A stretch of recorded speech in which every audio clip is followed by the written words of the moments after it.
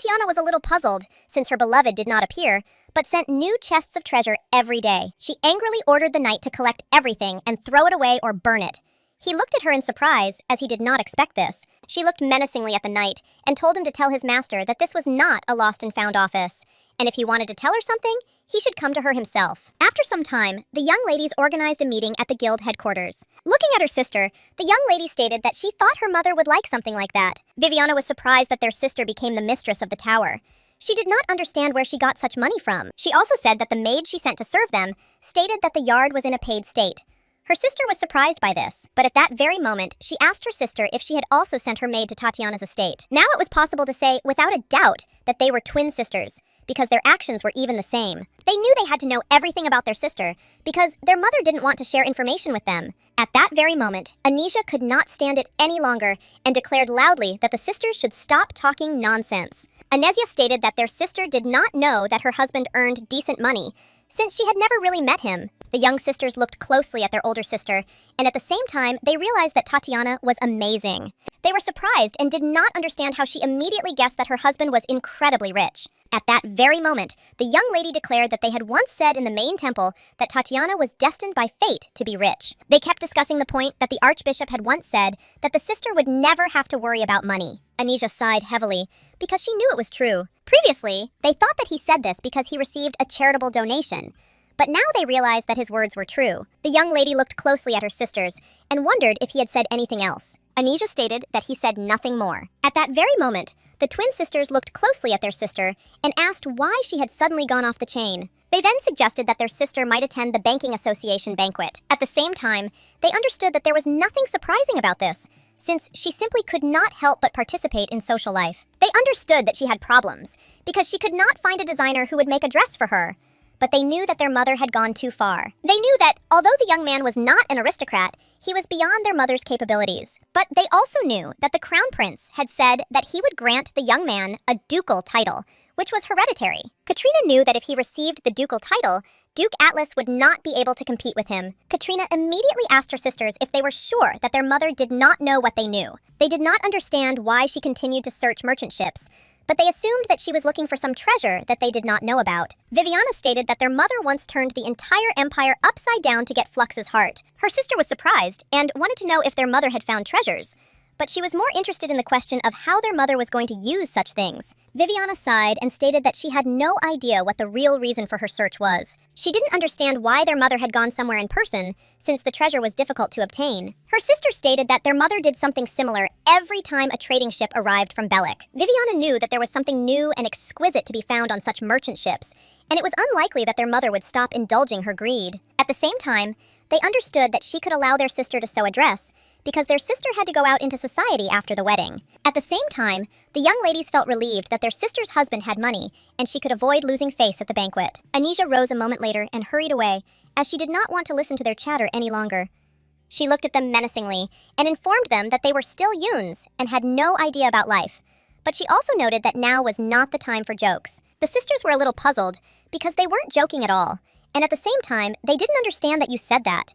They told their sister that, compared to Regina, their chatter was on the level of harmless baby talk. Anisha sighed, realizing that she didn't need to say anything more, because her words wouldn't reach them. Moments later, she left the room, and the sisters remained in the room, watching her go. Looking at her sister, the young lady wondered what was wrong with their older sister. Viviana sighed heavily and said that she didn't even know what happened. But at that same moment, they looked at each other intently and wondered when their sister should return. The young man, looking at his commander, reported on Mrs. Hart's health. Kynel sighed and stated that he knew that some potions were good for one's health. At that very moment, the knights froze in place, as their commander spoke of potions for which the seller himself set the prices. The young man sighed heavily, and with a smile, told his commander that he would try to get everything he needed. At that very moment, he asked the commander if he would mind if he took up this issue. Kynel looked at his comrade with a smile and asked him to take care of this matter, and he also assured that the missus would recover after taking the potion. The hardest thing about his childhood was not the hunger or the violence. He understood that this was something different, namely, the realization that people dear to his heart are in pain because of him. That's why he got used to hiding his growing number of wounds and bruises. Because if everything was covered well, no one would ever know about their existence. At some point, he even stopped feeling pain, at least in those places that were invisible to the eye. The knight informed his master that the lady had asked about Madame, and was curious if she was really as beautiful as rumor had it. He told the gentleman that it would be better to introduce them to each other as soon as possible. At that moment, he looked at his captain and called him as he did not answer. Kainao looked away, sighed heavily, and said that he would deal with it later. After all, initially he intended to find out everything about his wife. Meanwhile, a young knight approached them and presented the captain with heavy wooden boxes. The captain asked his subordinate why he had come to them. He stated that the lady had said that she would not take all the boxes, and so he had brought them back. Kainao looked at his subordinate in surprise and asked if she had said anything else. Owen thought for a moment and stated that Madame had conveyed that she did not need anything and that he should bring her the tongue from the ruler. At that very moment, the knight rebelled and asked his comrade if he knew who he was talking to. The captain looked closely at his subordinates as they quarreled with each other. But they not only quarreled, but also managed to cross their swords. And, unfortunately, they inadvertently hit their captain. The young men looked at their captain with fear and asked if everything was okay with him. They understood perfectly well that their captain simply could not help but avoid such a trivial attack. But they were all even more surprised because he didn't tell them anything. Owen. The captain looked at him with bewilderment and then asked if he really had gone to cut out his tongue. Meanwhile, Madame sat in the studio with a puzzled expression on her face, since, in the midst of the social season, there was not a single soul there. But moments later, she happily greeted the young lady who entered the studio. Madame was taken aback and froze in surprise. As she saw Miss, she was surprised and did not understand how the NTH lady had ended up in Clonum. Tatiana looked at Madame with a smile, and at the same time she realized that Madame did not know what rumors were circulating in the capitals. Tatiana informed Madame that she needed a few outfits, and they could take their time with the rest of the orders. The madam addressed the young lady using her maiden name, but Tatiana said with a smile that now she could be addressed differently since she was already married. Madame was a little puzzled, as she knew that Tatiana was the queen of high society. At the same moment, having asked for forgiveness, the madam asked the girl if she knew who she was. Tatiana said that she had previously heard that Madame had met with the Count. Madame was surprised because, knowing this, the young lady still came to her studio. Tatiana said with a smile that in front of her now was a designer who owned his own studio. She stated that it would not matter to her at all who Miss dated, but she said that she simply liked the dress she was wearing. Camilla told the young lady that she understood perfectly well that she had come to her only because she found it difficult to go anywhere else. But looking at Camilla, Tatiana declared that she had misunderstood something. Tatiana said that although other designers in the capital are unwilling to serve her, she would never wear a dress that she doesn't like. Camilla could see that the young lady was confident and a little arrogant, but that tone of conversation suited her. Camilla knew she had to be careful not to fall under her spell. Camilla thanked her for what she had found and stated that if she wore the clothes she had sewn, the consequences would be serious. Tatiana asked in surprise why she was wearing clothes made according to her own design. Tatiana stated that she remains true to herself and does not compromise on her style. Camilla froze for a moment, not knowing what to answer, but at that very moment, Tatiana declared that it was very beautiful. She smiled and said that even though others were gossiping about her outfits, she couldn't help but wear such beauty. Tatiana said with a smile that she really liked her style. Camilla understood that you simply couldn't beat your interlocutor. She sighed heavily and thanked her interlocutor for the good grade, but informed him that he saw that the studio was closed. Tatiana asked in surprise if she really wasn't confident in her abilities, and Camilla said with bewilderment that she wasn't. Tatiana smiled and said that it was possible to sew a dress for herself alone without a mountain of accessories. Camilla froze for a moment, as she understood that if a high society princess wore her outfit, then success awaited her. Tatiana said with a smile that the dress would take 1 week to make, and Camilla could choose the design herself. After some time, the young lady returned to her estate. She sighed heavily, as she was very tired. At the same time, she thought about her husband all the time. She remembered the gifts he had sent her and wondered who he thought she was. She didn't understand why he behaved this way towards her, and yet she wondered what he wanted from her. At that very moment, she remembered their passionate kiss. Tatiana remembered his soft gaze, filled with tenderness. She clearly remembered his hot touches, and also a burning kiss, but at the same time, she understood that she should not think about such things. Tatiana was a little puzzled, as her husband either simply carried out his duties and left, or came to say hello and immediately left. She was excited because she knew that such thoughts gave her hope. After some time, she returned to the estate and was greeted with a smile by the maid. She sighed heavily, and looking at the maid, said that she would not have dinner because she was not feeling well. And the lady said with a smile that the commander had returned some time ago. Tatiana looked at the maid with indignation and asked what she got out of it. The maid was taken aback, as she did not expect such a thing. But at the same moment, she reported that the commander was now in her room. Tatiana was a little puzzled and did not understand why the commander was in her room. At that very moment, she hurried quickly to her room. but at the same time, she wondered whether he had really come straight into the room with his large box. She was furious because she realized that he simply had not changed, and at that very moment she flew into the room and called him. Tatiana started yelling at her husband, but a moment later she forced herself and looked at him in surprise. As her husband was fixing something, he sighed heavily as he realized that she had arrived late. She asked him in bewilderment what he was doing. He calmly stated that he was simply fixing the window. Tatiana asked in bewilderment what had happened to the window. Kynel said that the window was damaged, and because of this, the wind was blowing into the room. He also noticed that because of this, she was coughing a lot. She looked at him in surprise, as she did not understand why exactly he did such a thing. He stated that he was the best at it. The young lady looked at her husband in bewilderment, but did not answer. A moment later, she sat down next to him. He looked at her intently and started to say something, but she interrupted him and said that if he was going to ask about such a girl, how could she not take care of the house and fix this problem long ago? She asked him not to say such things unless he wanted her to bite you. The young man froze in place, as if rooted to the spot, and did not utter a word. But after a moment, the pineapple looked at him with a smile and declared that it was a joke. He sighed heavily, but said nothing. At that very moment, she asked him where he had learned to do something like that. He said that he hadn't studied, but that he had earned money that way for a while. Tatiana looked at him in surprise and asked, since when? Kynel sighed and said that he had done similar things all his life. There was an awkward atmosphere between them for a while. Kynel looked at his wife and wondered if she was convinced because he had not apologized to her. Tatiana stated that she did not want an apology unless it was sincere. Even without it, he could at least say something. She asked if he really thought he would never see her again, living in the same house. He described and stated that it seemed to him that she herself did not want to see him. She looked menacingly at her husband and asked if he had asked her about this. She screamed because she wanted to know whether he was asking whether she wanted to see him or not, whether she had waited for him all night or not. She screamed that he could at least ask her something like that, but at that very moment, the young man could not resist and pulled her towards him. But he also did not forget to kiss her passionately. After a passionate kiss, he tenderly pulled away from his wife. Tatiana was embarrassed because she did not expect this. But he looked at her intently and declared that if she said one more word, he would bite her. She froze for a moment in surprise, and at the same moment she asked who had inflicted such a wound on him. He stated that it was just a scratch, and she didn't need to worry. Kynel, looking at his wife, stated that he had many similar scratches all over his body. But the young lady was very upset. She did not understand how something like this could not happen. He sighed heavily and asked if he should tell her all the details. Looking away from his wife, he stated that it happened on that very day. Kynel said he didn't mean to offend her at all. He looked away from her and said that she was very vulnerable then. But at that very moment, she declared that she did not want to become a widow. The young man was taken aback, as he did not expect such a thing. At that very moment, he asked what she was talking about. Tatiana looked intently at her husband, and with tenderness in her voice, asked him to take care of his body. She said that he should not get new wounds.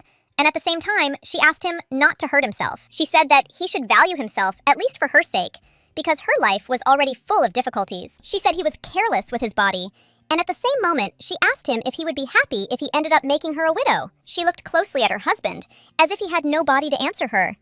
He sighed and asked what she was offering him then. Tatiana looked at her husband in bewilderment, but at that very moment she declared that she was offering him what she had. Kynel sighed heavily and began to talk about the second point. He looked at his wife intently and declared that he had gotten rid of it. For a moment, she looked at her husband in bewilderment. He realized that he had managed to successfully complete the deal while living a disgusting life. At that moment, for the first time, the thought occurred to him that perhaps this life was worth living. After some time, he informed his wife that it would take about a week to inspect the entire ruined fortress. She wanted him to dodge a little faster, as she wanted to explore their territory together. He assured that he would try to complete everything as quickly as possible, but his knight was a little puzzled by his words. Owen sighed heavily and wondered if he should give up everything and live like a road hooligan. Kynel looked at his wife and asked if she was feeling unwell, as she was paler than usual. It seemed to him that she could disappear at any moment. He wanted to know if she was ill and if she was hurt. But Tatiana only asked menacingly whether he really thought he had the right to ask such questions. At that very moment, he turned his gaze in that direction, as he remembered last night. At that very moment, he declared that they had discussed something similar, and that he did not want her to become a widow for the rest of her life. Tatiana was taken aback by such words and covered his mouth with her hands. They stared at each other for a moment, confusion on their faces. Tatiana told her husband that if he didn't take his promise seriously, she wouldn't sit idly by either. He looked at his husband in surprise and asked what she would do. She stated that if he did not keep his promise, she would become lonely and would have to find another path in life. Kynel asked, puzzled, if she would really find a new husband.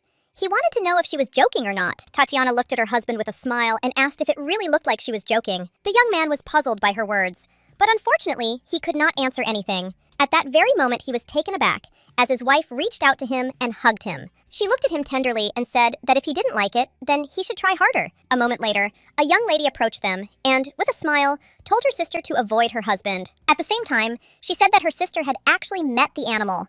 The young man looked at the girl with puzzlement. Tatiana screamed and called her sister in surprise. Regina Cartier had a very bad reputation in society and was called the poisonous mushroom of the family. Tatiana was surprised because she did not expect to see her sister. At that very moment, Regina introduced herself with a smile, and she stated that she was Tiara's older sister.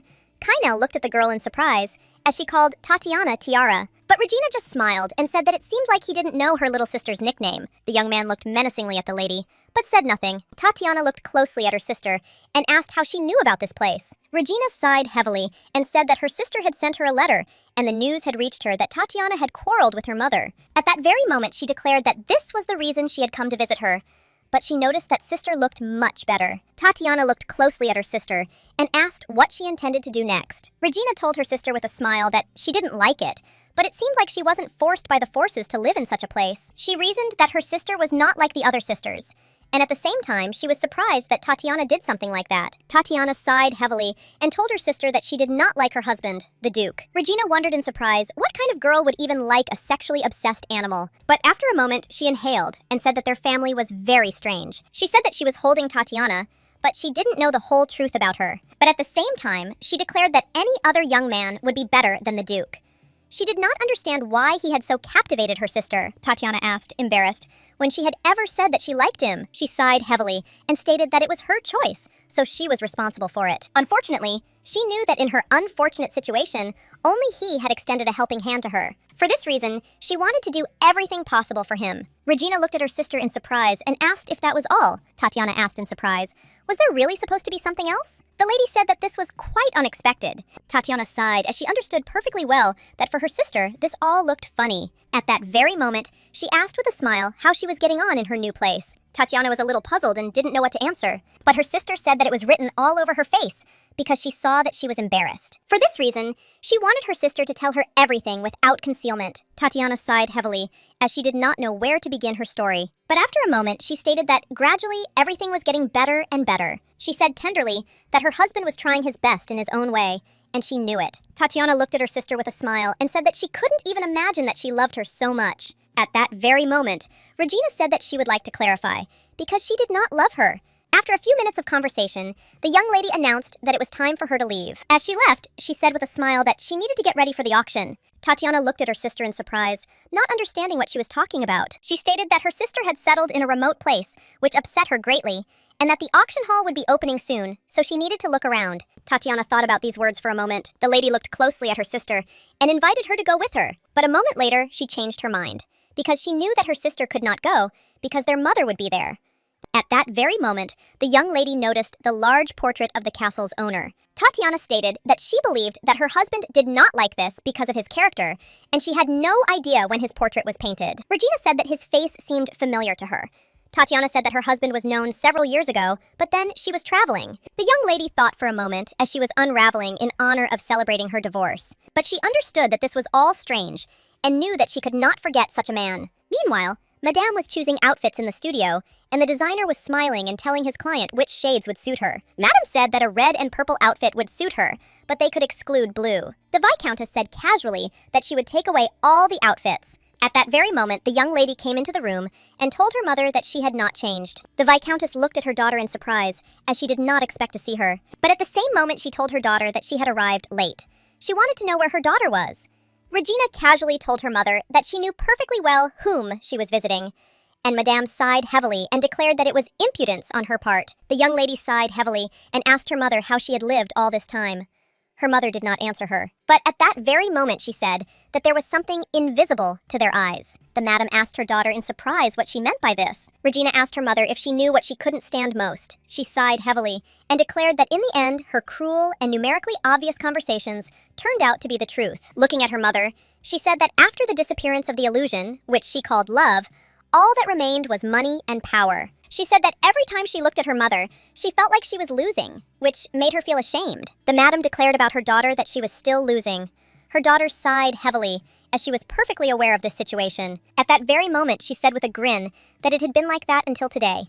She asked her mother if she wasn't interested. The lady told her mother that, perhaps for the first time, she thought she was capable of making a mistake, which was in the house of her most beloved youngest daughter. The madam, looking at her daughter, told her to go to her sister and try to persuade her to file for divorce. The Viscountess looked closely at her daughter and told her not to forget the most important things. She told her daughter that she entered the wedding hall on her own and no one forced her. The lady sighed heavily and said that she could not forget it because that day her life completely changed. The madam looked intently at her daughter and declared that everything depended on her decision. She said that either they would all die together or she would marry the count. Regina was shocked and did not understand why her sister, of all people, had to make such a sacrifice. Then she asked her sister to run as far as possible and not to worry about her mother, since she intended to detain her as well. Regina was furious, and at the same time, she kept telling her mother that their sister had suffered enough. Madame understood this perfectly well, and therefore she should not continue to live like this. The young lady started shouting at her mother, and as she did not agree with her, the madam said that they could make a bet. She said with a smile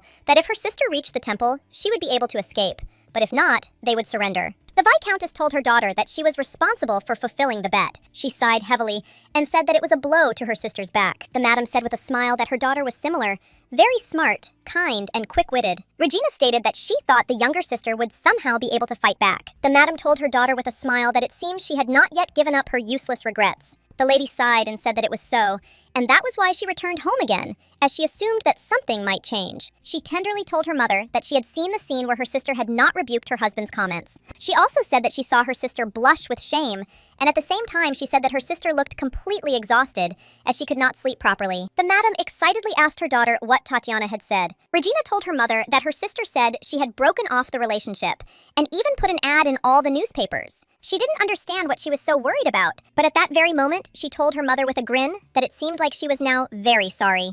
She told her mother that money and power would not help her. Madame looked intently at her daughter, but said nothing. But a moment later, she only turned away from her daughter with a fierce grin on her face. Madame slowly approached the sellers in the studio. Without wasting a minute, she provided them with hush money. At that very moment, she said with a grin that before the opening of the bank operation, they must buy all the outfits on the market and burn them. Everyone present was shocked by the amount of money the Viscountess gave them. The lady looked at her daughter with a satisfied smile and declared that this was exactly what was called money. At that very moment, the other sisters came to them. They asked in surprise when she had returned. They also wanted to know where their mother was. Regina sighed, as they hadn't seen their sister for a long time, but they were asking such questions. She reported that their mother had already left and they were late. Viviana said that they had not come on purpose. And she also said that there was a dress in the display case that belonged to the girl she had spoken of. Regina looked at them in bewilderment, as she did not understand who they were talking about. They insisted that they were talking about the girl who brazenly took their Tatiana's place. At that very moment, Madame informed the young lady that she could not fulfill their request, since His Excellency refused to come. The young lady thought for a moment, as she realized that the scoundrel had clothes. The lady was frightened because she didn't know what to do in this situation. The sisters looked closely at their older sister, as the nickname Poisonous Mushroom suited her very well. They saw her tearing apart men's clothes without a shred of regret. At the same time, the studio employees looked at the girl with tears in their eyes. But at that very moment, she handed them the check and asked with a smile if that would be enough to close their eyes to her little mistake. Seeing this, she realized that her mother was right when she said that money and power mean everything. The young lady sighed heavily and declared that she and her sister had grown up to be decent people. A few days later, there was a fitting for the new outfit. Camilla asked the young lady in surprise if she had really lost weight, and Tatiana, perplexed, said that she hadn't noticed. The maid looked intently at her mistress and cried out that it was all because she was not eating well. The maid would like to say that her mistress is also involved in nocturnal activities, but she simply told her mistress that she needs to eat better. She said with a smile that after marriage, girls from their native lands gain weight. She also stated that when Tatiana has a child, she will not be able to lose weight naturally. She assumed that Tatiana was already pregnant, but the maid said with a smile that this was not so. After some time, they finished their conversations, and the madam asked the young lady how she liked the dress. Camilla said that the outfit was very stylish, and since she was assigned this job, she did not expect anything else. Tatiana said with a smile that she really liked the outfit. In this outfit, she can move freely around the room. Camilla told the young lady with a smile that if she were a man, she would want to kidnap her. She also stated that Tatiana has something else besides her beauty. The young lady looked at Madame in bewilderment, as she did not understand what she was talking about. Madame understood that if she were a man with inflated standards, she would definitely go crazy. She said with a smile that the young league was lucky that her husband was not with her today. Tatiana asked in surprise why she was saying such a thing. She said with a smile that if he were next to her, he definitely would not have let her go. Tatiana smiled and asked if that was really the case. but in turn noted that he certainly wouldn't object. Camilla understood that in front of her was a princess who knew nothing about men. A moment later, the maid informed her mistress that her master had returned. Tatiana was surprised that he returned so quickly. Camilla, in turn, was delighted, as she knew it was a stroke of luck to see a war hero. She never expected that she would be so lucky, but at that very moment, she saw Caden. Tatiana greeted her husband with a joyful smile. The young man froze in surprise and asked his wife what she had on her patch. Tatiana looked at her husband in surprise and asked what he was talking about. The young man was puzzled.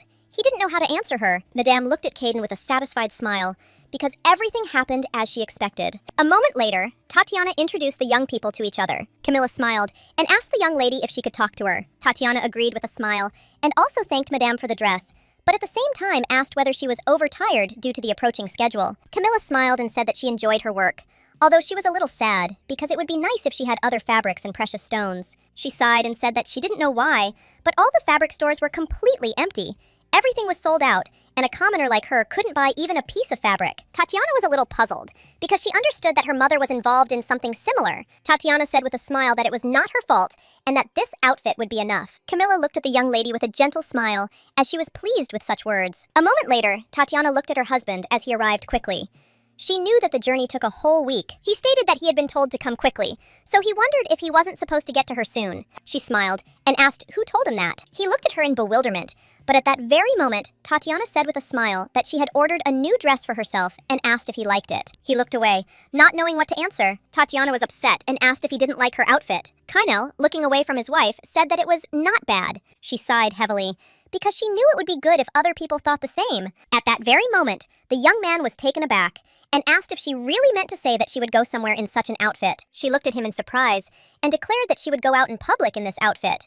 She did not understand where else she should wear it. Kynel immediately declared that she would not go anywhere in this outfit. He said that she would not take a step outside the bedroom. She understood that it was still unusual for him to see her in such a guise, since in the South, everyone dressed differently. Kynel sighed heavily and stated that they were now in the north and in the capital itself. It was winter in the capital now. The young lady, in turn, looked at her husband with bewilderment, since she did not understand why he was so nervous. She said that she would ride on a loin and put on a cape. He shouted that a cape over the night legs would not change anything. She sighed heavily and said that she thought he didn't want to let her go so that no one else would see her except him. Kynel looked intently at his wife but said nothing to her. At that very moment, Tatiana tenderly touched his face. She looked deep into his eyes and quietly whispered his name. For some time, the young man did not take his gaze off his wife. She said that she needed to make sure that he was not injured. The young man was taken aback, as he did not expect to hear anything like that. Tatiana said she wanted to check if he had any injuries. He sighed heavily, and she looked at him in bewilderment. At that very moment, he said that if she was so interested, they could go to the bed, and there she would see everything for herself. Tatiana stated that she was not joking at all, and she had already told him earlier that she did not at all want to become a widow. She said that she would not tolerate her child growing up without a father.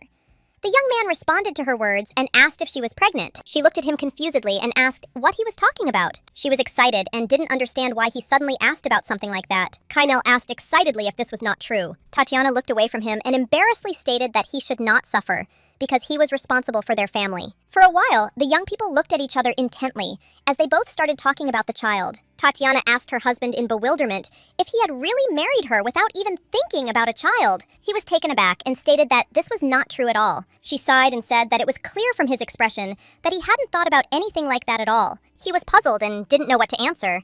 But she said that he was just an irresponsible man standing in front of her. She stated that money should lie not in the ground, but in a bank, just as a child is born when spouses sleep in the same bed. She looked intently at her husband and asked if he understood her.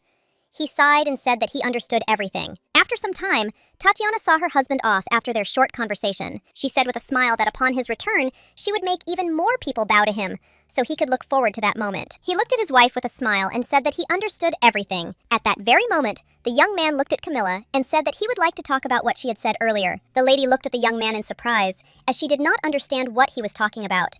He sighed and said that they were talking about precious stones, so he wanted to know what exactly she needed. The capital's top-tier creative auction hall was renowned for its top appraisers and shareholders, even though it followed the traditional method. The person who bid the highest amount of money won the auction, and the owner of the item could personally indicate the winner of the auction. because the goods there were family treasures and very rare things. There, the personal qualities of the future owner were valued in addition to large sums of money. This unique system existed only there, and people were less interested in what items were being auctioned than in how much money the Viscountess would spend in the new year. The Viscountess sighed heavily and declared that she was bored and would rather stay at home. She noticed that Kriat was not so popular these days. The young lady said with a smile that the valuables had arrived as expected, and this also concerned the feather from the goddess's wings. She said that simply touching the feast was already a great success, because this goddess's pie contained an unseen power and brought good luck to its owner. She looked at her mother with a smile and declared that she could fulfill the wish she had long dreamed of. The Viscountess sighed heavily and told her daughter not to talk about such things. After a while, the man called everyone's attention as a slot machine was introduced in the form of a potion made from dragon bone. He said that it was created from the skull of a white dragon, and just one drop could clearly clear a person's mind. It could also help restore lost memory. The man looked intently at his companions and declared that in case they didn't know, life is long and no one knows what will happen in the future. At that very moment, the Viscountess declared that she needed to speak to the manager and find out if there was anything worthwhile. She hadn't even had time to move away when Tatiana approached them and greeted them with a smile. She looked at her mother with a smile and asked how she was doing. The lady sighed heavily and asked if she had a daughter like Tatiana. Anesia told her mother not to say such things, as Tatiana had put on an interesting show. At that very moment, the young lady rushed to her sister, eager to greet her. Madame looked away from her daughters and declared that she was very surprised that there was a designer unknown to her in the capital. Tatiana told her mother with a smile that she didn't know about him because she was her mother. The Viscountess looked at her daughter in bewilderment and asked if she didn't even read the newspapers. The Viscountess declared that her daughter was no longer a courtier. Tatiana sighed heavily and said that everything was correct. The Viscountess was puzzled, as her daughter knew this perfectly well, but was still being rude to her.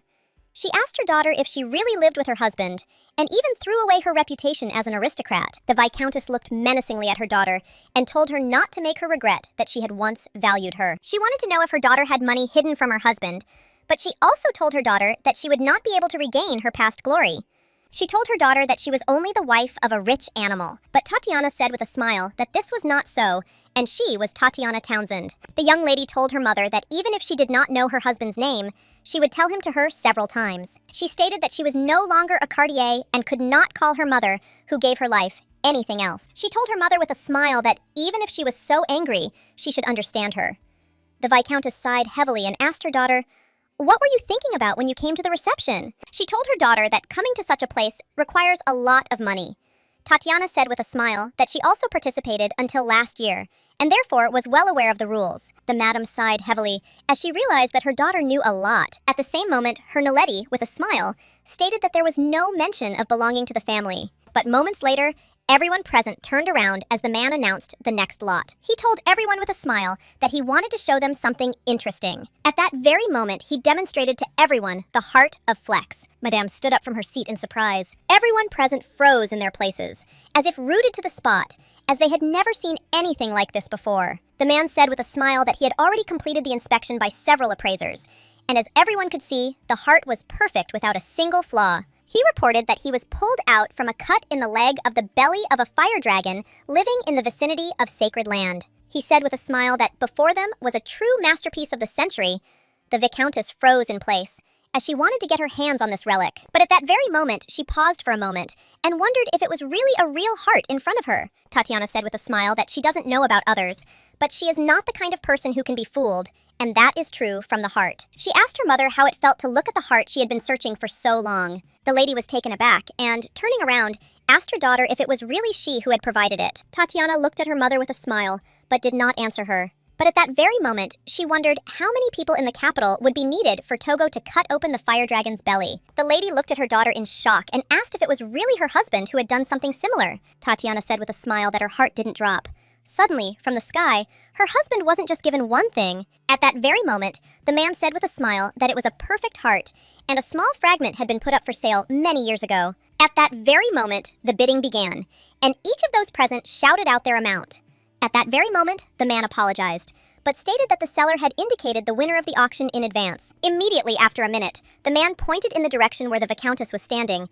Everyone held their breath, as they were very interested to find out who would become the owner of the rare relic. Tatiana said with a smile that she had previously thought about Mercy, but she felt it was right to give a chance to the most important person in her life. The madam looked menacingly at her daughter, because she did not know what other surprise she had prepared for her, but she told her daughter not to even hope that she would forgive her for this. Tatiana said that she hadn't even thought about it, and that regarding the relationship, she had no intention of striving to maintain a good relationship without any return from her. She said with a smile that in addition to this, she provided the correct price for this treasure. Tatiana told her mother with a smile that whether she accepts him or not is only her choice. The madam was furious and did not understand why her daughter was setting such wonderful conditions. She asked her daughter if she really needed to apologize to her husband or kneel before him. Tatiana sighed heavily and said that this was not enough. She told her mother that next week, at an open banquet, she should approach her husband and greet him politely. She stated that her mother should do it with a smile, as if nothing had happened. Tatiana told her mother that she knew the price of a heart very well, so she hoped that her mother understood what she was talking about. Madame knew that this was in fact a sign of reconciliation. Tatiana told her mother with a smile that she must fulfill all the conditions, since a greeting from the Viscountess is the ideal price for a heart. This is how the auction came to a successful end. After some time, the young lady lay quietly in her bed. Her husband asked if everything was okay with her, but Tatiana assured that she only had a cough and was not sick at all. Her husband had a different opinion, as he saw that she was not feeling well. He quickly walked to the window and said that all windows should be closed. Tatiana did not agree with him and asked him not to do something like that. She said that if he did something like that, she would never know when it was night and when it was day. He sighed heavily and said that none of that mattered. Tatiana was in shock and told her husband that the white nights would soon begin so that the night would stop falling. Kynel sighed as he realized that he would not be able to convince his wife, but he assured her that summer would soon come and it would be warm. He asked her if she knew what summer was. She said with a smile that of course she knew, since it was very warm in the summer and she did not need to wear a cape. She said with a smile that even the river melts and then a warm wind comes. He sighed heavily and declared that it was all fake. Tatiana looked at him in surprise. He said that what she experienced was not summer at all. Tatiana stated that, as it is said in the books, in the summer it becomes too hard to breathe because of the heat, even if you just stand still. At the same time, she said that the ice had completely melted and flowers were blooming not only in the greenhouses. She knew that it was not at all fair that only he knew about such a wonderful event. Kynel interrupted his wife and said with a smile that she should go with him. He said with a smile that she should come with him and see the real summer. Without a moment's hesitation, the young man picked up his wife in his arms. He declared with a flourish that they would visit all the places where there is real summer. At that very moment, she declared that she had never left for the capital, but her husband said that he had visited all the places except the sacred land. They all knew that the foundress goddess slept in the sacred land. Tatiana asked her husband in surprise what he would do if he went there in vain and disturbed the goddess's sleep. She knew that he would thus doom himself to her wrath. He smiled and thought for a moment. The young lady looked intently at her husband and sheepishly told him not to laugh at such a question. She said with a smile that her mother had gone so far, and she had said that if he or anyone else made a mistake in the sacred ground, then the person would immediately freeze to the heart. Tatiana sighed heavily and told her husband that she said whatever she wanted, and if he laughed, she would not say anything else. The young man looked intently at his wife and asked for forgiveness for laughing. Tatiana smiled and said that she accepted his apology. She looked away from him with a smile and stated that for this reason, he could laugh a little. Kynel tenderly embraced his wife and said, looking into her eyes, that they would go to the south. She asked with a smile if he would really take her from where it was summer. She asked with a smile if he was telling her the truth. Kynel looked at his wife with a gentle smile and declared that they would indeed go there. Tatiana said that it would be better if they did not go to the sacred land.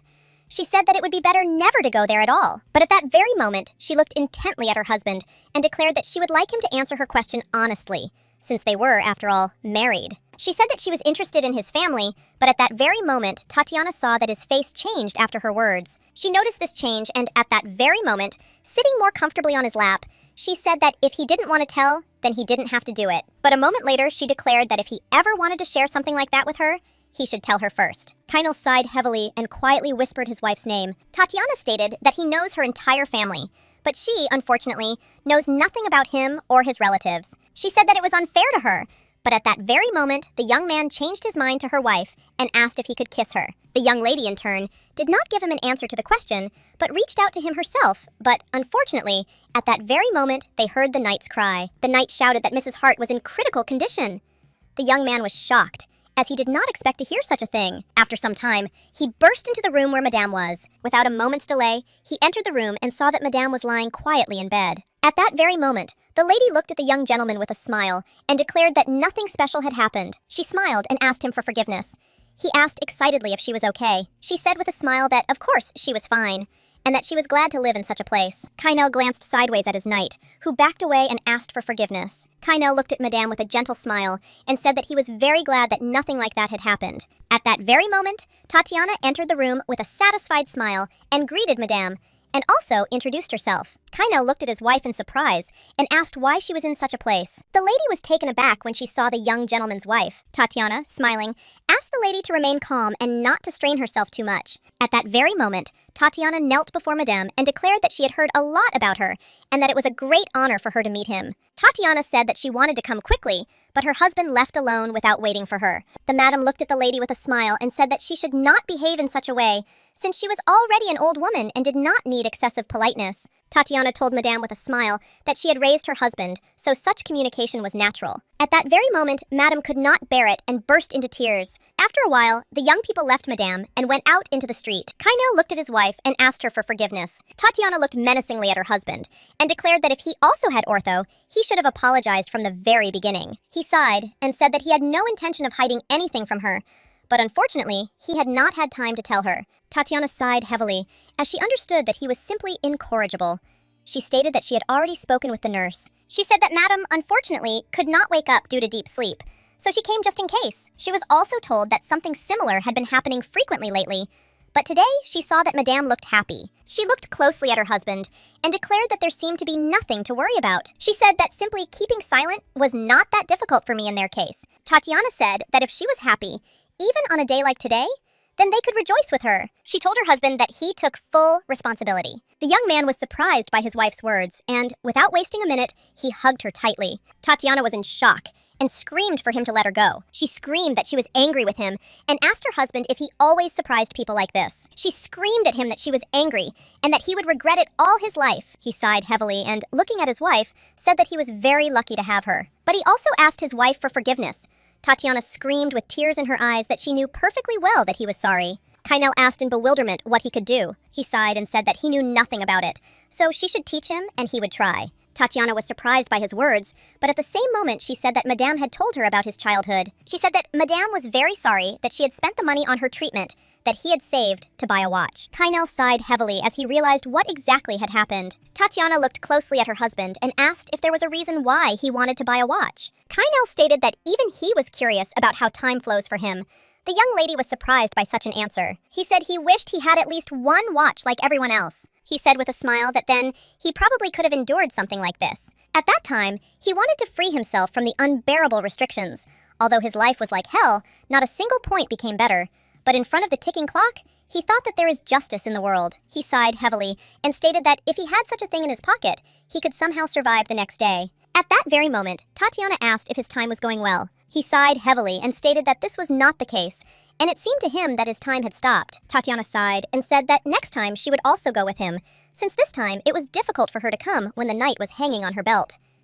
The young man was surprised to hear something like this. At the same time, in the Crown Prince's palace, a man announced that it was time to take his medicine. The Crown Prince sighed heavily as he realized that the time had come. But at that very moment, he was taken aback, as he suddenly felt unbearably ill. Everyone was extremely puzzled by the condition of the Crown Prince, and the prince said that he could no longer take such medicine. The man knew that the prince's headaches had started many years ago, and so he asked if he had been suffering from them all these years. The prince sighed and stated that such a nagging pain only appeared occasionally, but in recent years, the number of attacks and the pain itself had increased. The man sighed heavily and stated that this was due to the consequences of the war. He knew that all sorts of things happened on the battlefield, and at the same time, the prince was constantly on the brink of life and death. The prince thought for a moment, as 30 years had passed since his first battle. He was puzzled because he had almost no memories of that battle, and his illness had become chronic. The man informed the prince that Kainel would be attending the Federation of Banks reception, and the prince was surprised. The prince said that the young man did not like this, and he never attended such events. The man told the prince that the young man would come with his wife. The prince sighed and said that he had not seen Kainel for a long time. At that very moment, the man began to think, as he did not know who exactly became the young man's spouse. He supposed that they might be the Cartier twins, as they were undoubtedly beautiful. But he also noticed that the youngest sister, Lady Tatiana, had no equal in beauty, and yet people came in crowds to see her. The prince, with a satisfied smile, declared that the young man was also incomparable in beauty. The man looked at the prince in surprise, as he noticed his joyful smile. He told the prince with a smile that it must really be a long time since they had seen each other, and he was very glad to hear news about the young man. The prince looked at his subordinate in surprise and asked if it was really that noticeable. At that very moment, the prince turned around because he heard the empress's voice. She looked at him with a smile and noticed that he didn't seem very happy to see her. The prince was taken aback and staggered, as at that very moment he clearly felt pain. The empress looked closely at the prince, as she noticed that he was not in the best condition. At that very moment, she said that this was probably the reason he made the wrong decision. She said that he had awarded the privilege to Kainel's illegitimate son. The prince stated that the martial arts award was entirely his own. For this reason, he saw no point in listening to such things, and the empress looked menacingly at the crown prince. She looked at him intently and said that even if he, the prince, did not have positive feelings for her, personal matters should be kept separate. She knew that the Duke of Atlas's family had done a lot for the empire, and not long ago, a terrible tragedy had befallen the head of the family. She screamed that instead of beheading the monster who had committed a terrible act that she could not even utter, he had rewarded him with a privilege. She said that if he continued to ignore the aristocracy, everything would end badly. The crown prince asked how many of the aristocrats had picked up their balls and gone to the battlefield when the empire was in danger. But the empress was taken aback as she could not answer his question. The crown prince said the duke should consider himself lucky to be alive. The empress sighed heavily and noticed that his highness had changed. She said that if she had known about it, she would have treated him much better. She talked about the time when he could not do anything at all. At that very moment, he declared that if that had been the case, he would have been lying next to his father by now. There was no one who did not know that she was going to forcibly stop the emperor's breathing so that he would become indistinguishable from the dead, in order to place her little son on the throne. The empress stated that before losing consciousness, His Majesty told her that he would live to protect the empire. The crown prince looked at her in surprise and wondered who she needed to be protected from. At that very moment, the empress turned around as she heard the prince's voice. She looked at the Prince of Attacks in surprise, as he stood quietly to the side and was frightened at the same time. The empress quickly ran up to her son and asked what he was doing in such a place. The crown prince, without wasting a minute, turned around and announced that it was time for him to go. The empress, looking after him, said that if there is something that needs to be protected, then there is a way to change everything. She said that she was very envious of him in this regard, because he could not leave at any time without worries and regrets. She said that no matter what his luck, he would not be left behind. She knew that if she was not there, he would not worry about the death of someone dear to him. The crown prince looked menacingly at the empress, but said nothing. At that very moment, a searing pain pierced him. The empress said that he must stop going out onto the battlefield and return the name of the empire. At the same time, Tatiana looked at the new outfit in surprise, because she had never seen anything like it before. Kainel told his wife that the previous dress was made of shiny fabric and had no jewels, so he gave the designer some gems. Looking at his wife, he asked if she liked the dress. Tatiana shouted with a joyful smile that she liked everything. And without wasting a minute, she threw herself into her husband's arms with a smile on her face, and at the same time, she thanked him. Kainel looked at his wife and asked if everything would be all right. She asked in surprise if he really doubted her. He sighed and said that she knew perfectly well that this was not true. Kainel looked closely at his wife and said that he didn't think she was taking this place seriously at all. Tatiana sighed and stated that the battlefield he was on was not the only one. She knew that such events were also not easy. She stated that many people in the capital were treacherous and cruel. She stated that she was well aware of this from her own experience, because it was a battlefield where the weapon was not the sword, but the tongue. The Federation of Banks reception in the tower had a long-standing tradition. Unlike other receptions, only the families occupying the highest positions on each bank's guest list could participate. The most remarkable personalities were also chosen from among them. The young men looked closely at the Cartier family, as they had the feeling that the ladies lived in a completely different world. Madame sighed heavily, as she did not know why she had come to such an event at all. Her daughters were confused and did not understand why their mother would say such a thing.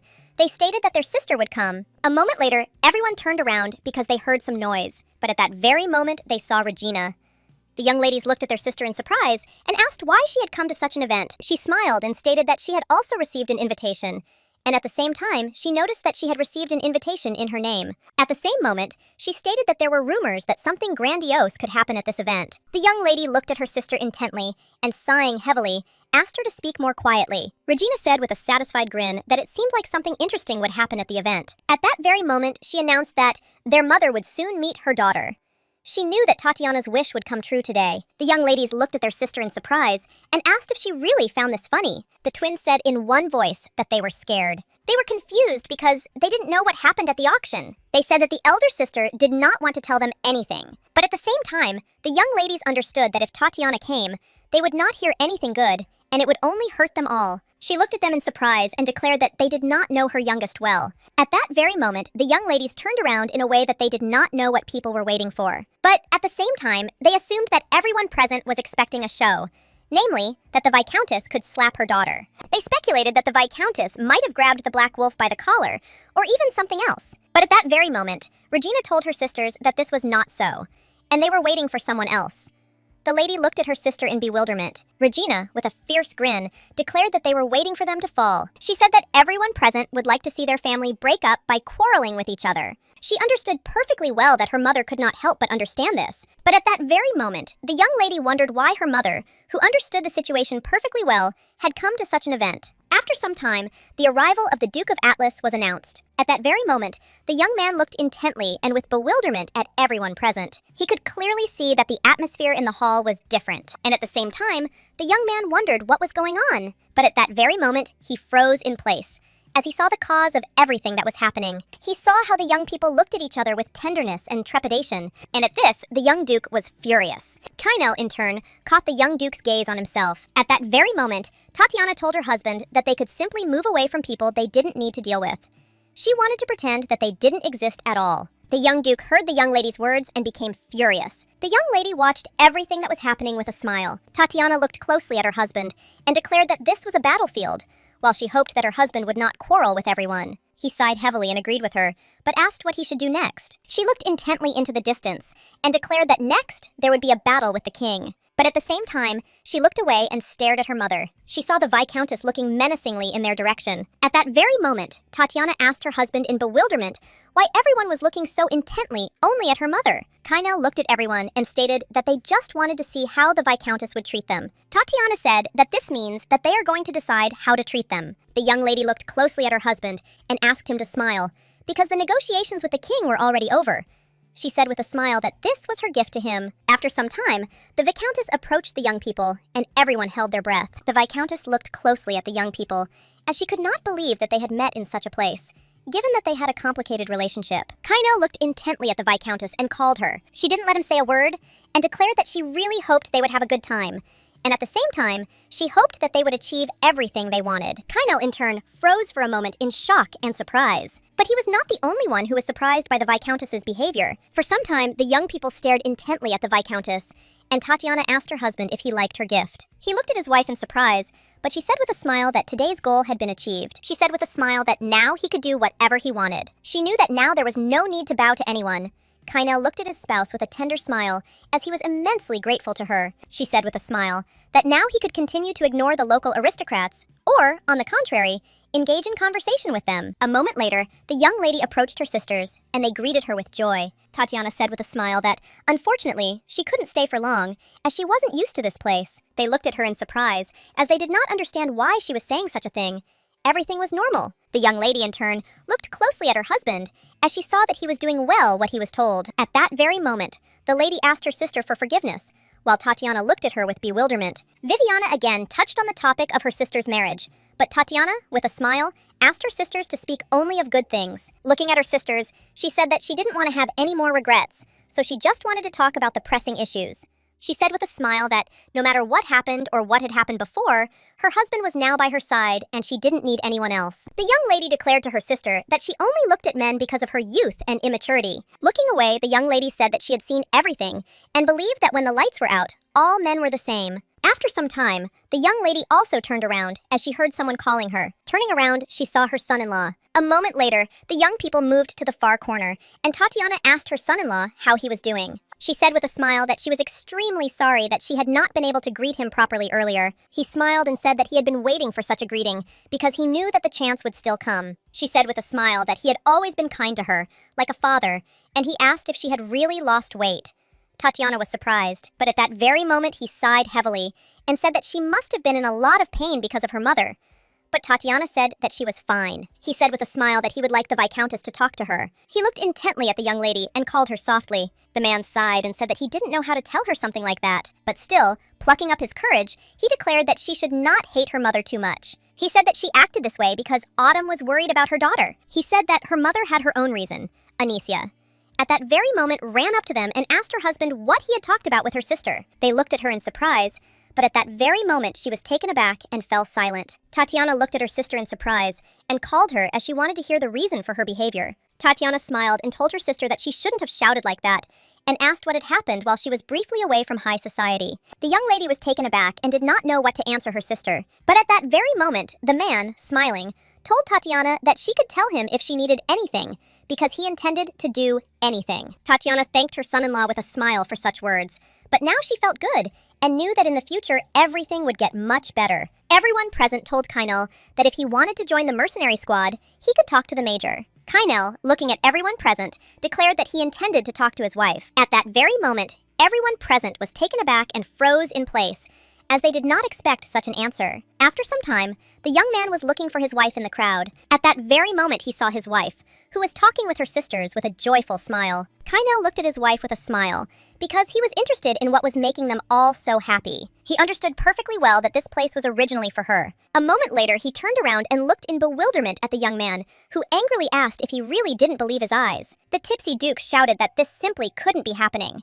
He shouted with fury that a guy like Kainal was simply unworthy of being with a girl like Tatiana. He angrily asked why such a worthless person had come to such an event. Kainal, in turn, looked menacingly at the duke and called him angrily. The duke angrily shouted at the young man not to forget about etiquette, even if he had privileges. The Duke of Fury asked the young man how he dared to look into the eyes of a man of such high status. He shouted with fury that Kainal had unfairly gained his status as a war hero, but he did not forget the insults. At that very moment, everyone present turned their gaze to the young people as a serious quarrel was unfolding. The Duke angrily shouted at the young man that he did not know how he had managed to persuade Tatiana, but he could rejoice. Maybe, but in the end, she would return to him. Kainal looked at the young Duke with fury and declared that he could continue. At that very moment, the Duke froze in place. Kainal, with a sly grin, told the Duke that the more he said nasty things, the less likely it was that she would approve. Kainal told the Duke that if he were in his place, trying to destroy the family, he, as an influential aristocrat, would have no sense of dignity. Kainal smirked and told his opponent that it was hard to call him a Duke, but he said that if he had known that he was so insignificant, he would have spoken to him beforehand. The Duke was furious and did not understand what nonsense his opponent was talking about. Kainal noted that the Duke's earlier words were true, that if war came, he would be the first to be taken away, because that was his fate. Kainal, when leaving, told the Duke that he would kill him before doing so. Kainal looked at the young man with cold fury and swore that he would not even blink an eye at that moment. The Duke was taken aback and told his opponent that he was out of his mind. He did not understand how he dared to say such a thing and take upon himself such a sin. Kainal said that no one could believe that the beast could speak human language. A moment later, he approached his wife and announced that it was time for them to leave. Tatiana said with a joyful smile that she hadn't seen her sisters and bank employees for a long time. At that very moment, the young man told his wife that she had drunk too much, and at the same time, he immediately picked her up in his arms. The young lady looked at his husband with bewilderment, as she did not expect such a thing, while the Duke looked after them with fury. But at that very moment, the young sisters were whispering among themselves with contented smiles. The young lady, in turn, looked intently after her sister. At the same time, she remembered the joyful smile of her younger sister, who declared that everything was fine with her, and that it would be better in the future. Her husband came closer to her and hugged her tightly, but did not forget to quietly call her. She, trembling, asked her husband not to tell her anything. That same evening, the maids surrounded their friend and asked if it was true that the Townsend estate paid high wages. Since a friend of theirs had recently gotten a job there and said he was receiving bonuses, Anne stated that they were paid not just once, but constantly. Anne knew perfectly well that her mistress had been holding back until she burst. At that moment, the young ladies fell silent, as the Viscountess greeted her maid.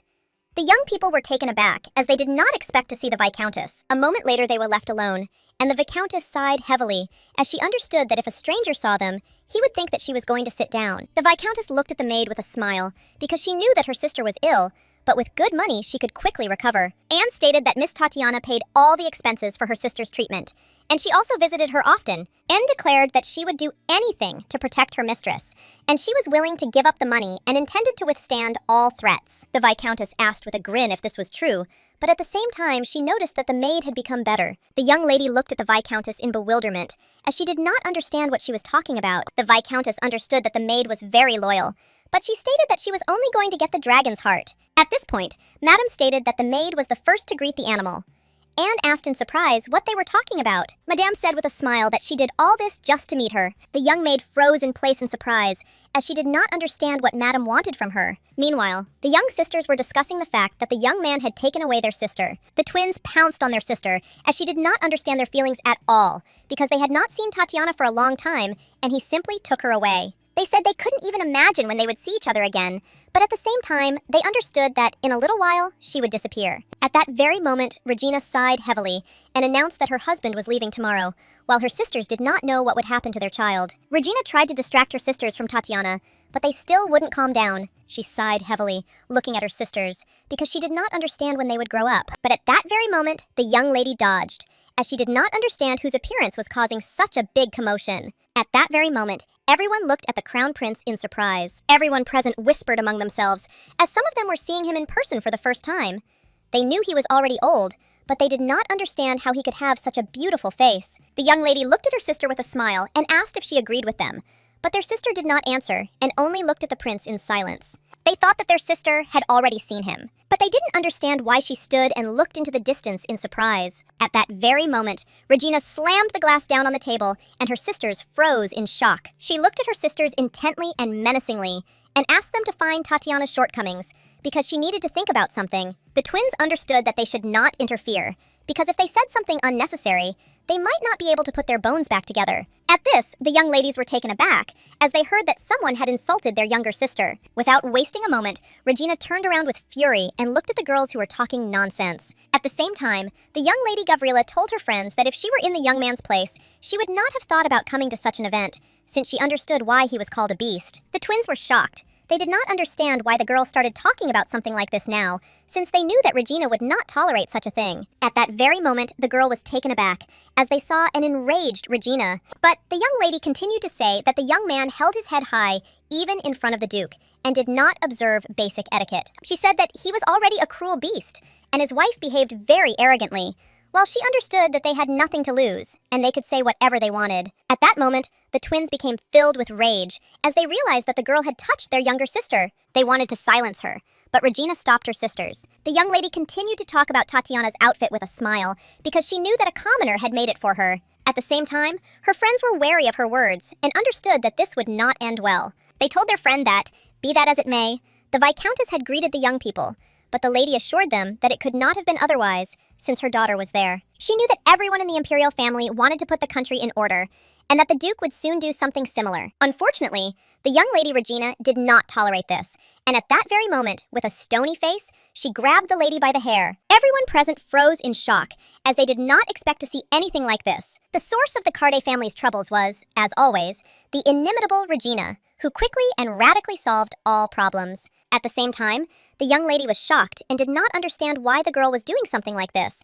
because she knew that Tatiana was no longer part of their family. Regina glared at the young lady and smirked, and said she could swear as much as she wanted. The girl was shocked and did not understand why Regina was doing something like that. Regina said angrily that she had been thinking about this for a long time, because no one had touched on such a topic for some time. The lady was in shock and realized that her companion was not in her right mind. Regina pushed the lady away angrily, and stated that she was just about to answer, but because of the buzzing of the bug, all her thoughts flew out of her head. The young lady was in shock. She screamed and asked for help, but everyone present just stood silently aside. At the same time, the twins sighed heavily, because they understood that their sister had not changed at all. That same evening, the young man, hugging his wife, quietly called her. He sighed heavily and looked at her intently, but having collected his thoughts, he said that in the banquet hall, her sister called her something else.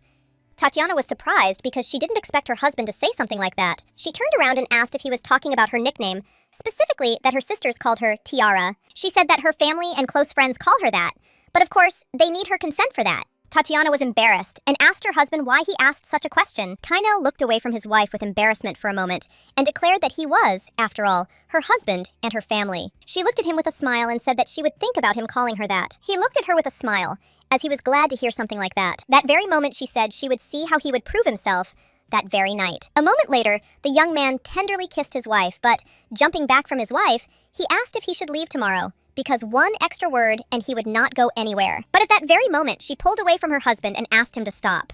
He was in shock and did not understand how she could drive him crazy and then tell him to stop. The young lady was taken aback and said that this was not so because she wanted to do something first. He looked at her in surprise because he didn't understand what she was talking about. At that very moment, she threw him onto the bed, and the young man looked at her in bewilderment, as he did not understand what she intended to do. She looked at him with a smile and told him to be quieter. At the same time, she said that he should remain in this position. Tatiana kissed her husband tenderly and declared that she would take care of everything herself tonight. The next morning, the young lady woke up in terrible pain, and at the same time, she realized that she had overdone it with alcohol. The maid leisurely went into her mistress's room and asked if she was awake. The young lady did not answer, but she noticed that her maid was puzzled by something and informed her mistress that her husband had left early in the morning and that his journey would take at least 20 days. Tatiana sighed heavily because she understood that it was too long, and at the same time, she really wanted to see him again. At that very moment, the maid handed the small mirror to her mistress and declared that it had been sent by the master. Tatiana understood that the mirror was a little dirty, but it was made by the hands of a master. And at the same time, she understood that her husband personally chose something similar for her. Anne looked at her mistress intently and asked her to hurry up with breakfast. At the same moment, she said that she had also prepared tea for her mistress. Tatiana thanked her maid with a smile. But Tatiana also noticed that her maid had looked pale since yesterday evening. She wondered if something had happened. The young maid was taken aback, as she did not expect such a question. Tatiana asked her maid if she was ill with something, and she assumed that it was hard for the maid to wait the whole evening for her to return from the banquet. Anne shouted that this was not so, but at the same time, Tatiana noticed that the maid's voice was somehow strange. She said they had not been able to get a family doctor, but she still wanted to notify the hospital so her maid could be examined. The maid stated that she was fine. At that very moment, she poured tea for her mistress and asked her to drink it. Tatiana sighed heavily and agreed. She slowly lifted the cup, as she wanted to start drinking tea, but still, she did not freeze her love for us. After taking a sip of tea, she began to cough. Anne was in shock and asked her mistress if everything was okay with her. Tatiana noticed that the smell seemed disgusting to her. It seemed to her that the tea was similar to the one she drank earlier. Anne stated that the butler had bought the tea and that it seemed good, but if she didn't like it, she would throw it away. Tatiana looked at her maid with a smile and said that she shouldn't do this, and that she should rather go and rest. Anne backed away, as she understood that her mistress was still very kind to her, while Tatiana noted that her servant was very faithful, and if she fell ill, she would have no one to rely on. After some time, the young lady was left alone in the room, and she realized that from now on, she needed to abstain from alcohol. After some time, she collected herself and sat quietly with the documents. She wrote down all her thoughts in her personal diary. At that moment, she realized that she had not had any women's days last month. She understood perfectly well that her husband still had a long way to go, and yet she did not know what to do. Tatiana knew that she couldn't discuss something like this with her mother, since they weren't in a fight. At that very moment, she remembered Lady Hard, and realized that she would support her in this matter and help her. Sometime later, the young lady began to prepare, as she wanted to go to Madame. But a moment later, Tatiana was taken aback and froze in shock, as she saw something out of the ordinary. Meanwhile, the young commander was hunting various animals, and his subordinate said that they should not rush, as they had a lot of time. Kynel stated that they didn't have much time, and besides, he was bored. At that very moment, his knights announced that they had received a letter, and it spoke of the strange movements of the Duke of Atlas. He said the Duke was transporting stones and timber to the Duchy of Boulogne. They raised the point that the man could do whatever he wanted on his own property, but it was strange that he would suddenly decide to start building together when he was surrounded by rocks on all sides. They knew that the Duke was extremely annoyed about what had happened at the last banquet, and now he was wandering everywhere. But at that very moment, the knight assured his master that he did not need to settle down, because their lady was next to Owen, who would not allow anyone to approach her. Kynel sighed heavily and agreed with his subordinate. The young man looked at his commander in surprise and asked if they were really not going to rest anymore. His commander said that they needed to finish all their business as quickly as possible. But at that very moment, he looked at his hands and realized that he would have to give up 2 dangerous tasks. The young knight looked at his commander in surprise, as he had not expected to hear anything like that from him. Kynel said that if he got hurt, she wouldn't like it. But the young man looked at the captain in bewilderment, as he hadn't expected such a thing. But at that very moment, he realized that they were talking about the young lady. They entered the cave, and the commander told his subordinates that they could leave if they were tired, as he intended to take care of everything. But the knights said that this would not happen. They knew they shouldn't have taken on this assignment because it would have taken them a long way.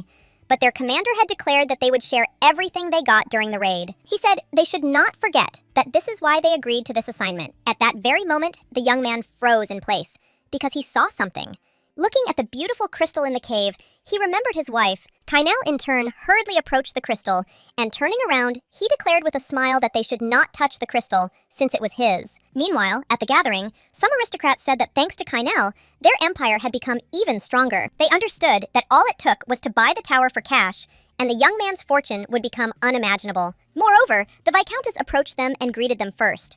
At that moment, the Duke could not stand it and shouted angrily that it seemed they had forgotten how much they had received. Sometime later, the Duke visited his aunt. He was furious because he knew that the so-called war hero had insulted him, and she continued to watch from the sidelines. He angrily asked his aunt why Tatiana had accepted such an animal. The Empress was puzzled, as he was making such a fuss because the young lady had rejected him. He shouted that she was not the kind of girl, and that if other ladies greeted him, it would be of no use. At that very moment, the Empress calmed down her nephew and asked where he had taken the Baron's daughter at the banquet. He asked in bewilderment what was wrong, since Tatiana had left with the animal. The Empress sighed heavily and told her nephew that they should leave. He was furious and had no intention of doing anything like that. The Empress was furious and screamed that that old fox gave her goosebumps. She angrily asked her nephew what she should do. She stated that Tatiana had officially married with the temple's consent, and if they approached her incorrectly, they would only worsen public opinion. He asked in surprise if she was talking about their engagement because she didn't want to return what she had received from the painting family. The Empress said angrily that they must end this conversation because she had to go to His Majesty. After the Empress had gone, the Duke was left alone. But he was not alone for long, as the prince came to him in search of his mother. He looked intently at the prince and informed him that the Empress had gone to His Majesty. The prince looked at the Duke intently and addressed him in a formal manner. The Duke said that he could address him in a more informal manner. At that very moment, the Duke asked the prince with a smile if he would like to spend time with him. The Duke smiled and told the prince that if he didn't want to, he would leave. The prince was taken aback and said that this was not so. He would like to be with him. For some time, the prince and the Duke walked leisurely along the corridors of the imperial palace. A moment later, the Duke asked the prince what he would like to do. He suggested that he go treasure hunting. At that very moment, he gave the prince the ring and said with a smile that he should hide the ring and he should find it. The prince was frightened and told the Duke that he did not know whether he should take something like that and hide it. The Duke, with a predatory smile, declared that the prince and the Empress must have at least one place where they stored their valuables. Early on, the Empress told her nephew that all he wanted was Tatiana. She said that since there were no adults in his family, she would do everything herself. So she led his entire wedding from beginning to end. And then talks about marriage were unilaterally interrupted. It was worth it for the entire capital to be turned upside down, because in one moment, everything stopped. He was confused and knew his aunt wouldn't do that. At that very moment, the prince looked intently at the Duke and declared that he did not know whether such a place existed. At that very moment, the Duke asked the prince how about Togo lending his mother's secret place. The prince looked at the Duke in surprise, as he did not expect such a thing. After some time, the maid looked into the distance in surprise as she saw a young lady. Tatiana looked at Madame with a smile and did not say that she was the only one who had come today. The lady said that she should have contacted her earlier. Tatiana was taken aback and asked if something had happened to the lady. She stated that this was not so, but Madame was delirious every night. Tatiana was surprised, but her companion said that Madame would be offended by a vision every night, and at the same time, Madame would tell something that she could not understand. At that moment, she bowed and declared that nothing special had happened, but she was afraid that she had simply wasted her mistress's precious time. Tatiana looked closely at the maid and asked if Madame was sleeping now, since she wanted to see her. A moment later, Tatiana entered the room and greeted Madame. The madam was taken aback, as she did not expect to see the young lady, but Tatiana asked her companion to rest, because if she was comfortable in this position, then Tatiana would also feel at peace. Tatiana sighed heavily and said that she didn't have time, so she was in a hurry, because she wanted to consult with her on one matter. She said, sheepishly, that she had no one else to talk to except Madame Hard. The lady looked at the food, and the lady with a hopeful gaze, and asked if she was really in a position. Tatiana said sheepishly that she was not yet entirely sure. She looked intently at her companion and said that this was the reason she had come to her. Madame was very surprised, but at the same time touched by her words to the lady. She was very happy. After all, she knew that her young master would soon become a father. Tatiana sighed heavily and said that until she saw a doctor, it was impossible to say for sure whether she was pregnant or not. Madame said that the lady should come as soon as she had seen the doctor. But she also said that she thought the lady was still in a position. Shedding tears of joy, the madam spoke of the young lady, so that she would definitely come to her. At that very moment, Tatiana asked what if her husband was not expecting their child. Madame told the lady that he would be happy with the baby. She stated that she learned that they were married when he came to visit her. She noticed that it was then that he was in seventh heaven. Tatiana was embarrassed and simply could not believe him like that.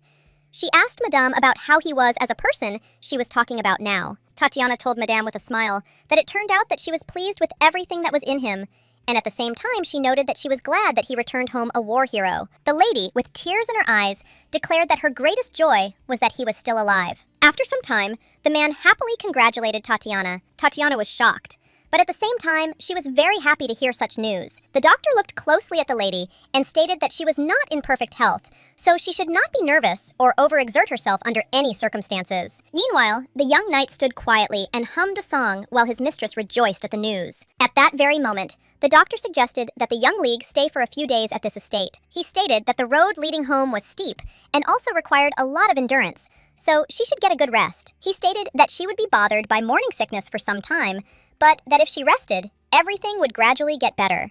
A moment later, the young lady, embarrassed, asked the doctor to keep the news a secret from her husband, as she wanted to tell him herself. He said with a smile that he would certainly fulfill her request, but also stated that the captain would be most pleased to hear the news from her. Tatiana was confused and asked if he really thought so.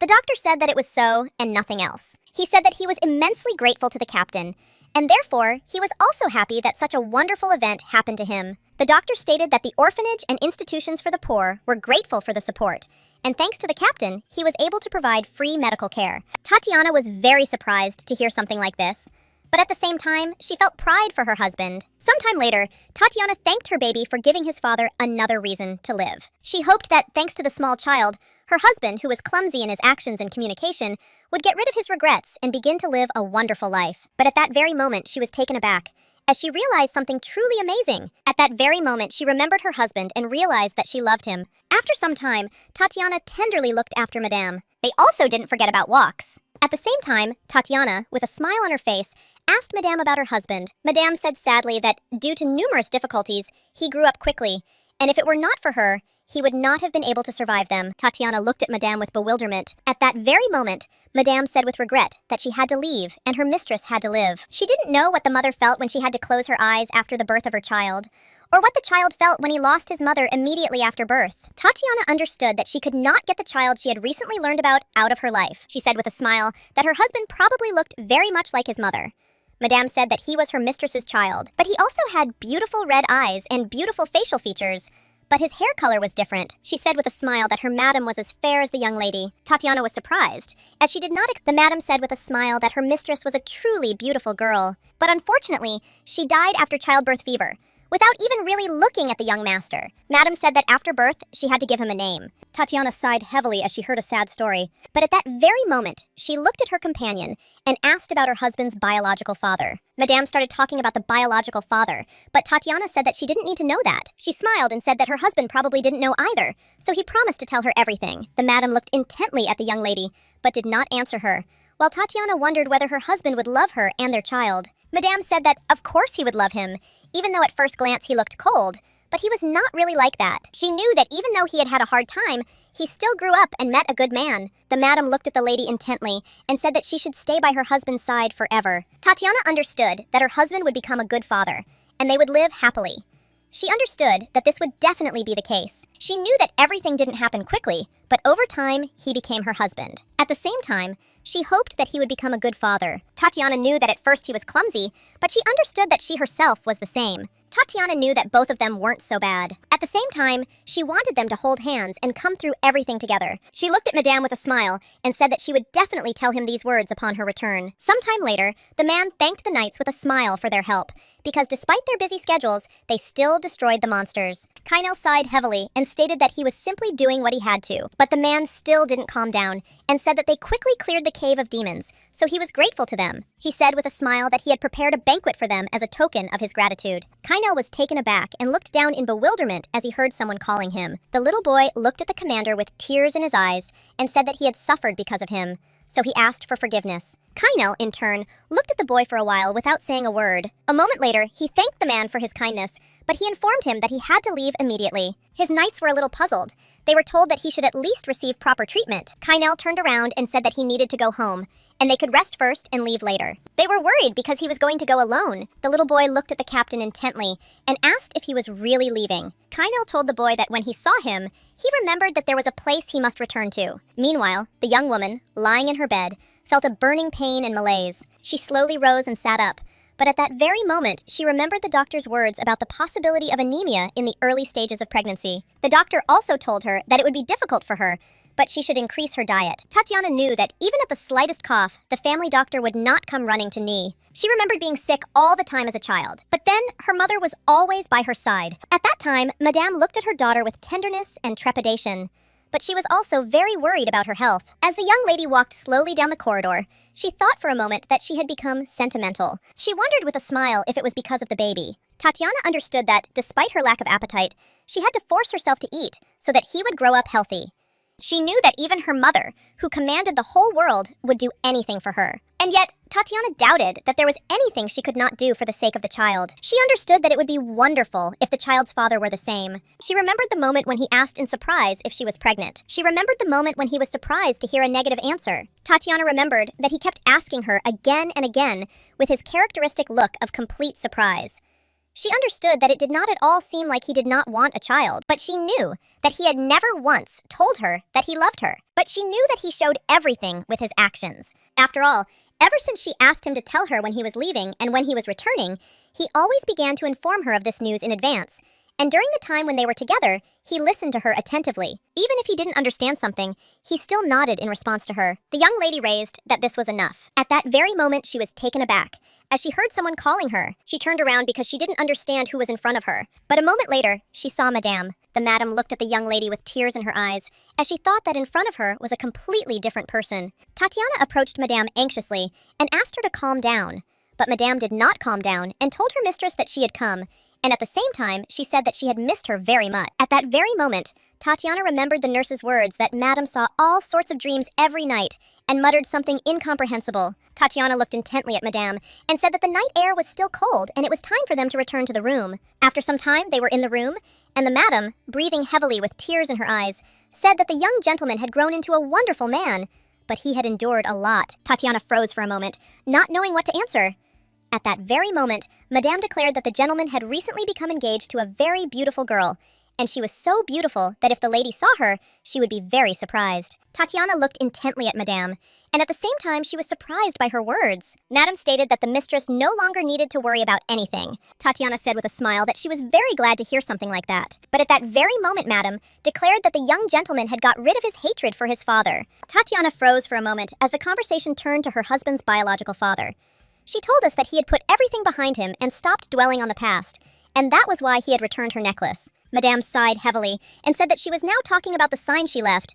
Tatiana froze, as she did not understand what Madame was talking about. Madame said that even if it wasn't Monsieur Rainier, the young gentleman was happy enough that she could relax. Tatiana froze in shock, as she did not expect to hear anything like that. Now she clearly understood who her husband's father really was. After some time, Camilla looked at Canel with surprise, as she did not expect to see him at all. He looked at her intently and stated that she must have been very busy. He asked her if she had disturbed her. The lady was taken aback and shouted that this was not so, and at the same moment, she asked him to sit down. A moment later, the young man presented the designer with beautiful stones. He said that last time, she herself said that it would be nice if she received them, while Camilla looked at the precious stones with delight and surprise. She smiled and said that she remembered her words. At that moment, she looked closely at the young man, as she realized that he had immediately returned from hunting monsters, which is why his clothes were dirty. At that very moment, the lady began to talk about the young man's wife, but she called her a tiara. He looked at her in surprise.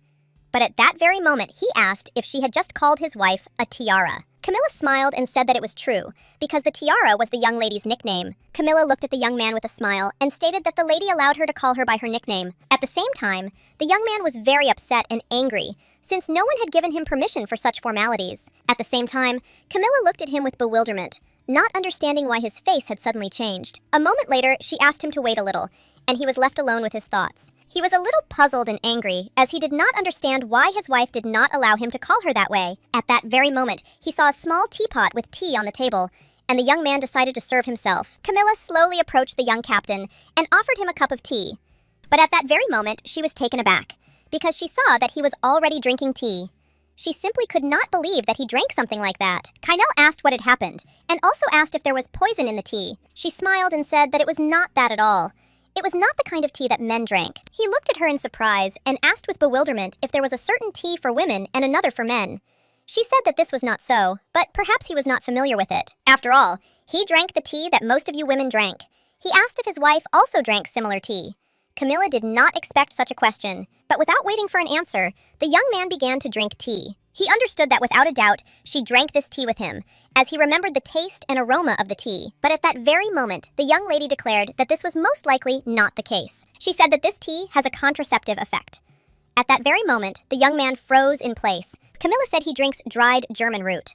Brewed in warm water, it tastes like tea and has few side effects, but the most important thing is that it is definitely effective. She sighed and stated that with long-term use, there is a risk of causing infertility, and that it was taken by people like her who did not plan to have children, so young Tatiana definitely could not take it. At that very moment, Camilla stated that she had met Tatiana a few days ago, and that she had noticed that the girl had lost a lot of weight, so she thought that they should have another fitting. At that very moment, Camilla told the captain that she thought he was mistaken because there were a fair number of types of tea, and many that were similar to each other in smell and taste. He sighed heavily, as he knew that everything was correct, and most likely he was just confused. A moment later, the young man declared that he would take care of his wife's clothes himself. As he was leaving, he asked Camilla to tell me that he had come to see her. Camilla looked after him in surprise, but said nothing. Meanwhile, he was slowly returning back to the estate, while he was very immersed in his thoughts, because Kainel remembered how his wife, with a smile, offered him to have tea together, after which they had a stormy night every time. But, unfortunately, at that very moment, all his thoughts vanished, as his faithful, Knight reported that a misfortune had happened to Mrs. Hart. In no time, the young man and his faithful knight rushed to the lady. Meanwhile, standing in the church, everyone was mourning Mrs. They turned around as they heard the crash. Kainel, without saying a word, went straight to his nanny. At the same time, everyone was watching him closely. At that very moment, Tatiana remembered how she had recently been given a thing belonging to the late Mrs. And at the same time, the Mrs. had declared that Tatiana would make the right decision. But as soon as she opened it, she froze in shock and hurried to close the lid of the box. Madame looked at Lady closely and asked if she shouldn't have told the gentleman about Mrs. After all, it was not a happy event. But Tatiana did not answer. She sighed heavily, looking at her husband, and declared that she would tell him everything later. In her regret, she knew that he was now filled with sorrow at leaving Mrs. She didn't want to put too much on him at once.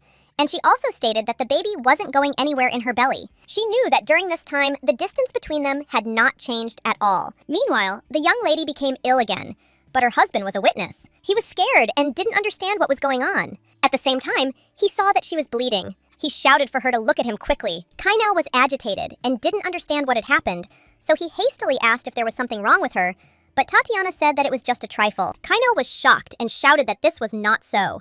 He did not understand why she was so careless about her health. Tatiana said that she was not really fine, and he did not need to make a fuss. But he did not stop and asked how she knew such a thing. He asked if she ate right and if she slept enough. But he also shouted that they would call a doctor without delay. Tatiana looked sadly at her husband and stated that she had already received treatment. She said that she was examined by the gentleman who had previously been responsible for Mrs.'s health. She stated that he knew her best and that she was not in pain. She sighed and stated that it was most likely due to worries about the funeral and so on. He looked at his wife with excitement and asked if it was true. But at the same time, he was furious and did not understand how she cared about her health at all. At that very moment, the lady became furious and shouted that he had no right to tell her such a thing. She touched his face tenderly and declared that he himself came to her in a similar state. The young man was puzzled, as he understood that he could not answer her. But at the same moment, he asked if she was confident in the accuracy of the doctor's diagnosis. She sighed and stated that her doctor was a person who had supported her for a long time. Kainel sighed and said that it was all true and she was right. But still, he saw that his wife was gloomy and immersed in her thoughts. But a moment later, he pulled away from his wife and noticed a small box. Tatiana, looking at her husband, said that Mrs. Hart had left her a small box. Tatiana asked her husband if he wanted to open the box with her. Kainel looked away from his wife and said that he had no desire to open it. Tatiana was a little puzzled and angry at the same time, but she knew that she could put pressure on him. He sighed heavily and said that he didn't know at all why his nanny had gone so far. He knew that it would have been better for both of them to just let each other die. No matter how much he thought about it, he couldn't understand why she let him go despite all the hardships he had gone through. Kainel sighed heavily and stated that perhaps, deep down, she regretted it. Tatiana was shocked by his words, and at the same moment, she asked if he really thought his nanny regretted something like that. Before he could answer, his husband's friend asked again if he really thought so. She was furious and couldn't understand how he could not know this after spending so much time with her. She was furious because he couldn't stop doubting who was next to him and what their intentions were. Tatiana asked angrily if he couldn't just believe it. He sighed heavily and asked if Mrs. had told her about his life. He looked away from his wife and declared that absolutely everything was difficult for him. Every word, every breath, and even every exhalation. He stated that Madam said that she had never turned a blind eye to such things. He said he was threatened by people who were suspicious of everything he did. Kainel asked menacingly if he really should have trusted it if he just looked good. At that very moment, Tatiana looked intently at her husband and asked what was going on with her. She asked if he didn't believe her either. The young man paused for a moment and remembered that earlier, when he had met Camilla, she had said that his wife could not drink such tea because it had a contraceptive effect. But he remembered how his wife, with a tender smile, asked him if he liked this tea. Kainel, looking into his wife's eyes, declared that it didn't matter because she belonged to him, and that was all. He said that she had already become his woman and would not be able to run away from him until her death, and it did not matter what he felt about her being next to him because she was simply in his life. He said that even if it was just her body, he didn't care at all. The young lady was shocked and didn't understand what he was even talking about. He sighed heavily and said that he thought he should ask about it. Kainel sighed, looking at the box, and said that if someone believed it so easily, they would have died 100 times already. The young knights looked at their comrade in surprise and asked if he really saw Tatiana every day. Owen said with a proud smile that this was true, since he was a butler. Owen stated that they were chatting and drinking tea together. The knights were surprised, bunkered. Did they really not even eat? He said that this was not so, and they were still laughing, angry, and surprised. And at the same time, he was offended that he simply looked at all this, unable to say anything. The knights were surprised, but at the same time glad to hear something like this. But at that very moment, the young man said with a puzzled expression that everyone was alive. Recently, the situation between the gentlemen had not been very good. After all, neither the captain nor the madam looked at each other, and it seemed to him that a blizzard had unfolded between them. He started saying that he hardly spoke and ate very little. But at that very moment, the young man was taken aback as he heard the voice of his captain. He turned around and saw his commander looking at him menacingly. Sometime later, the young man was in his commander's office and he couldn't utter a word. Kainel, looking at the young man, asked how his wife was doing. The knight was taken aback, as he did not expect anything like this. Kainel asked if it was true that she didn't eat even without him. The young man was puzzled, as he understood that she was not eating because her husband was not around. But he could not tell him with such a face, and so, looking away, he said that this was so. But at the same time, Kainel did not understand at all what had happened, and why she behaved this way. He said that the late Mrs. was very happy about the arrival of the young league, and even when she left their world, Madam did not leave her side for a step. He told the captain that he should have seen the lady smiling with her eyes closed. He looked at his master and declared that he should sincerely thank his wife for this, and he also reported that Tatiana even prepared the madam's body for burial. He asked in surprise what was wrong with her body. Owen stated that there was nothing wrong with her, and she was only consulting a doctor. At that moment, the captain realized that there was something in this, and asked his knight to call a doctor. Owen was taken aback and stated that the doctor was currently helping patients in the countryside, so he didn't even know exactly where the doctor was. Kainel, in turn, was adamant, and, looking menacingly at his knight, told him to call a doctor immediately. The young man was taken aback, and said that he would certainly do everything. But at the same moment, he asked the gentleman whether it would not be easier for him to ask the lady directly what was bothering her. Kainel was taken aback for a moment and remembered their last conversation. At that moment, the knight sighed heavily, for he knew that a great loss had occurred.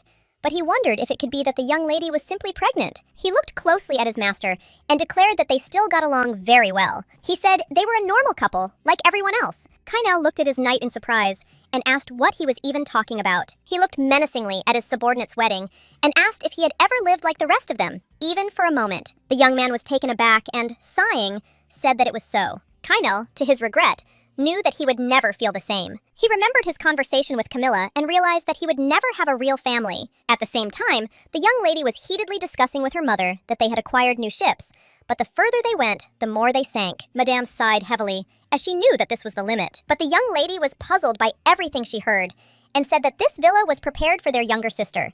She said that every year during the frosts, she caught a cold, and would like to spend the winter there. Madame looked at her daughter intently and declared that the tiara was no longer there. The lady was puzzled and simply could not answer her mother. In any case, she noted that she, the mother, did the right thing, doing something similar for her daughter, and she said that the Empress wanted to seize the opportunity. Anesia didn't understand how long her mother was going to hesitate. Madame looked at her daughter in surprise, as she did not hesitate at all. At the same moment, she said with a smile that the Creedon mansion and the newest trading ship would depart for the port of Lorvin. The young lady asked her mother in surprise what she was even talking about, but the madam assured her daughter that she would soon understand everything. She understood that, in fact, this was not at all bad. But at that very moment, the maid informed Madame that a guest had arrived. After some time, the madam looked at the young man with a smirk, as she knew that this was his only path. She saw his silhouette, and at the same time she saw his menacing expression. At that very moment, the pineapple looked at the young man with a haughty smile, as she did not at all expect that he would come to her personally. The young lady, in turn, looked at them with fear and surprise, as she understood that a serious scandal was about to erupt. The lady looked at the young man with a fierce grin and said that the fact that she had talked to him once did not justify his sudden visit to her house. She said that he must have had some good reason for coming to her in person. At that very moment, the young man looked intently at the Viscountess and called her. He stated that they were not yet close enough for her to greet him so warmly, so he wanted to get straight to the point. He stated that she believed she did not know whose fault it was that Tatiana was kicked out of the house, and the only one who did not know this was she. The Viscountess looked at the young man in surprise, as she did not understand what he was talking about. He said that her words and actions were different. He did not understand how she could let go of Tatiana, who no longer bore her last name. She was surprised and looked menacingly at the young man, as she did not understand the reason why he had brought up this topic. At that very moment, he threw her a small bag and said that she would soon understand the reason. The Viscountess looked at the young man with fury, as she understood what was being said. At that very moment, he gave her the same menacing and fierce look. She was surprised and asked what he was getting at. He looked closely at the Viscountess and assumed that it must have been she who had forced Tatiana. The Viscountess, sighing heavily, asked who had told him such a thing. He sighed heavily, and, looking away from the Viscountess, asked if someone had really told him about this. Would she have confessed to what she had done? At that very moment, a maid entered the room with a guilty look, and she didn't even look at the gentleman. Madame looked at the maid with fury, as she realized that piracy was pointless. Madame looked at her son-in-law with fury, and asked if the maid had really told him that she had forced Tatiana to do something like that. Kainel looked menacingly at Madame, and said that he had not said such a thing. At the same time, the maid looked at Madame with tears in her eyes. She could not answer anything. The madam sighed heavily and called her daughter. At that very moment, the young lady took the maid out, as she understood that they would have a difficult conversation. Kainel looked at the madam and wondered if the maid had never confessed, she would have continued to hide everything. The Viscountess smiled and said that he didn't even have any proof. She said that even if the maid said that she did it, no one would believe her. He looked intently at Madame and declared that his wife would certainly believe it. He said that everyone in the world would believe the Viscountess because they supported her, but not Tatiana. She looked at the young man with fury and asked if he had just threatened her with her own daughter. He looked at her intently and stated that at the moment she was the only threat. Madame was furious and asked what he had even said. Kainel stated that although the maid was upset, she did not fully reveal the truth. Madame was taken aback because she did not expect such a thing, but he knew a man who could force the maid to do something like that for Tatiana and keep her silent. He smirked and asked if she wasn't the only option. The Viscountess realized that he had no proof, and at the same moment, she thanked him for thinking so highly of her. But she asked if he thought that Tatiana could have eaten something like that only because she wanted to. Kainel looked menacingly at the Viscountess, as he had not expected such a thing at all. She looked at him, as she realized that he had already thought about it. At that moment, she asked, why not think of another great idea? She said that they could gradually move away from each other until their relationship fell apart completely. The young man looked menacingly at his opponent and declared that he would no longer tolerate her treating his wife like that. Madame looked at him with fury and asked if that was really a threat on his part. He looked at her menacingly and declared that if she caused Tatiana any harm, they would no longer meet so politely. Kainel sternly declared that she should immediately remove her hands from his wife. But in response, Madame only laughed predatorily. He looked at her closely and asked her not to laugh. Then Madame asked why he didn't just kill her instead. Kainel, in turn, shuddered, as he had been expecting such a question from her. Kainel said that even if Tatiana cut all ties with her family, she would not be able to live with the man who killed her mother. He asked if she really needed to do that. The Viscountess looked at the young man intently and said that she was the first to ask that question. Madame asked if he really thought that she would live with her grandchildren. She did not let him answer and answered herself that she intended to do something similar, and therefore she ordered the maid to take care of this matter. She said she just didn't want to be treated like an animal. For this reason, she advised her daughter to take birth control pills. The madam, with a predatory grin, said that even if Tatiana was no longer her daughter, she still could not get rid of her blood in her body. But she, in turn, had no intention of allowing their blood to mix into one. Kainel, looking at Madame, declared that he would never believe that his wife would be happy about something like this, even if he didn't want it. Madame asked with a smirk if it didn't matter to him what she thought. He sighed heavily and declared that only one thing was important to him. Kainel said that this was not what Tatiana meant at all. Madame looked menacingly at the young man. He said that whether their children were Tatiana's or not, it didn't matter to them at all. The lady looked at the young man in surprise and asked if he trusted her daughter. He sighed and said that it was not so, because he grew up in a bad place because of which he could not trust anyone. She looked at him with bewilderment, not understanding why. At that very moment, he declared that he could trust her more than himself. He said that Tatiana was not like any aristocrat he had ever met, and she was even different from her own mother. He understood that she would soon die before she would lie to anyone. Kainel stated that she was the only one in this world who had retained her nobility. At that very moment, he became thoughtful and remembered his beautiful and beloved wife. Kainel looked at Madame and asked if she thought she had too much hatred for just one person. He sincerely asked Madame not to touch his wife anymore. At that very moment, Madame asked him if he was really going to continue saying that he didn't believe in her daughters. He smiled and said he couldn't believe Tatiana was still with him. After all, her actions and words were like a dream. Kainel stated that if they were to ever break up, he would consider her the best for the rest of his days. He understood that he would always worry that if he left her even for a moment, she would disappear. He understood that if he did not see her smile, his heart would start beating faster from worry. But if she looked at him with indignation or anger, it would be worse than any injury received on the battlefield. He understood that next to him was a magnificent creation, but he had no guarantee that it would always be like this. At that very moment, the young man could not bear it and rose up. He realized that they had nothing more to talk about, and so he rushed to the door with lightning speed. The Viscountess called him. She looked dirty at the young man and declared that she was now convinced that he could not be trusted, since he had not said that he loved her daughter. He looked at her in surprise, as he had not expected this. But Madame came closer to him and said that this was not all.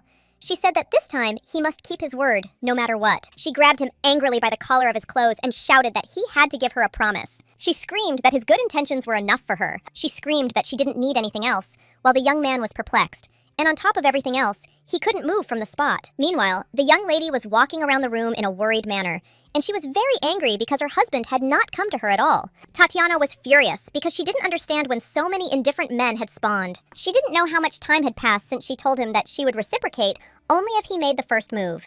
She was puzzled because she saw that everything had returned to normal, and besides, he had not even thought of coming home for at least a week because she really wanted to see him. At the same time, the young lady, with a smile, asked their baby for forgiveness for his father. But she was worried and wondered if he would love their child. She remembered that Madame had told her that although the young gentleman seemed cold, he was not really so. Tatiana was sure that he would love their child. After some time, she informed her maid that she wanted to go to the training camp. Her maid was excited because it was supposed to rain soon. Tatiana assured her maid with a smile that everything would be fine because the camp was nearby. Anne told her mistress with concern that in that case, she would go with her, since she did not want to let her mistress go. Tatiana said with a smile that she didn't need to do something like that, since for the first time in a long time, she could take a short walk alone and ride in a carriage. Anne was a little puzzled, as she had no desire at all to let her mistress go alone. After some time, it finally started to rain.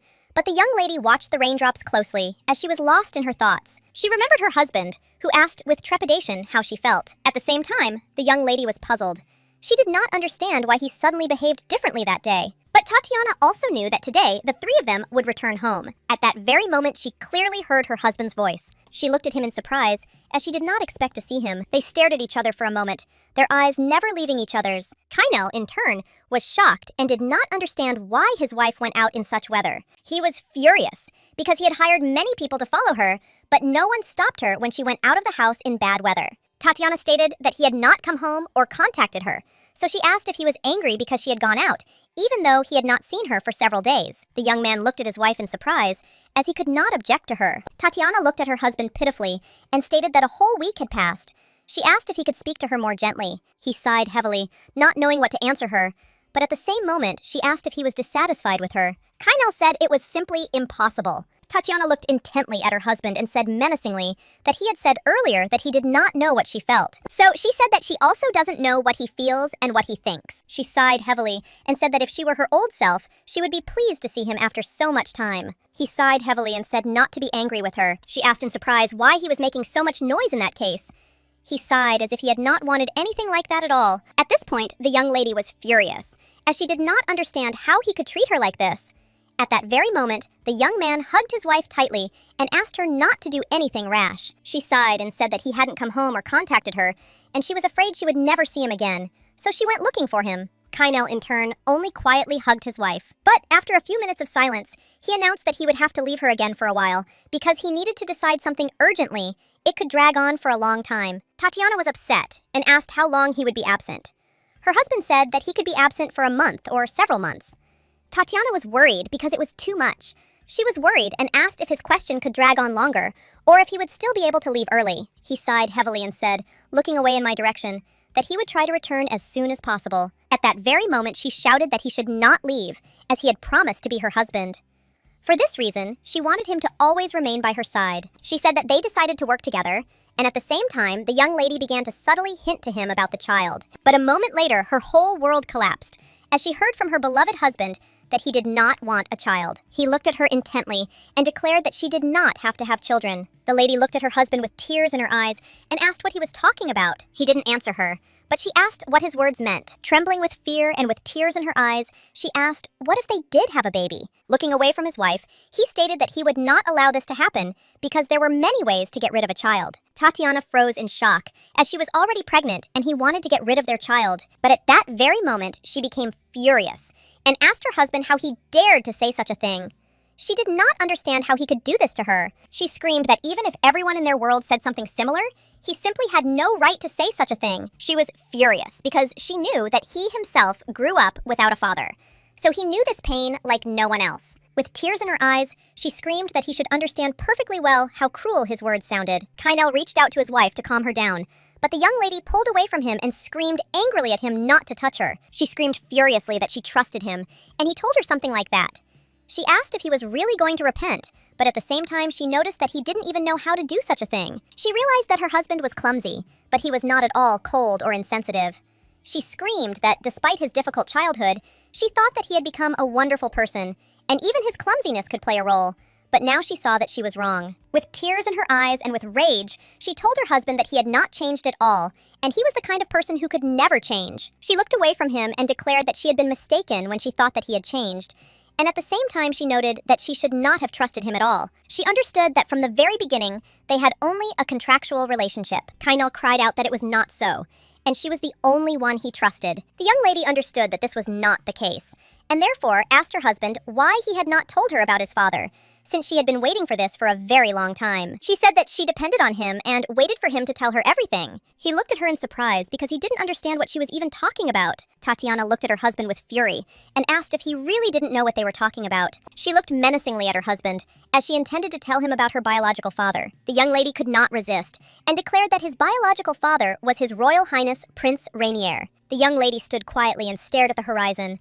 She hoped that the prince would be okay and safe, but at the same time, she wanted him to return to her as soon as possible. She knew that he would come running to her with a joyful smile. At the same time, she understood that whenever he returned to her after the war, he always came to meet her. The prince did not let go of his beloved, as he treasured her very much. Madame tenderly told her mistress that she should not be sad, because the prince would always be on her side. Tatiana was shocked by everything she heard. She couldn't believe Madame's story. At that moment, the young lady looked at her husband with a smirk and asked if it wasn't funny, since he was the person who drew the line between them by saying that she was a noblewoman, while he was nothing compared to someone like her. The young man was taken aback and asked his wife how she knew such a thing. Tatiana looked at him in surprise and asked if it really mattered now.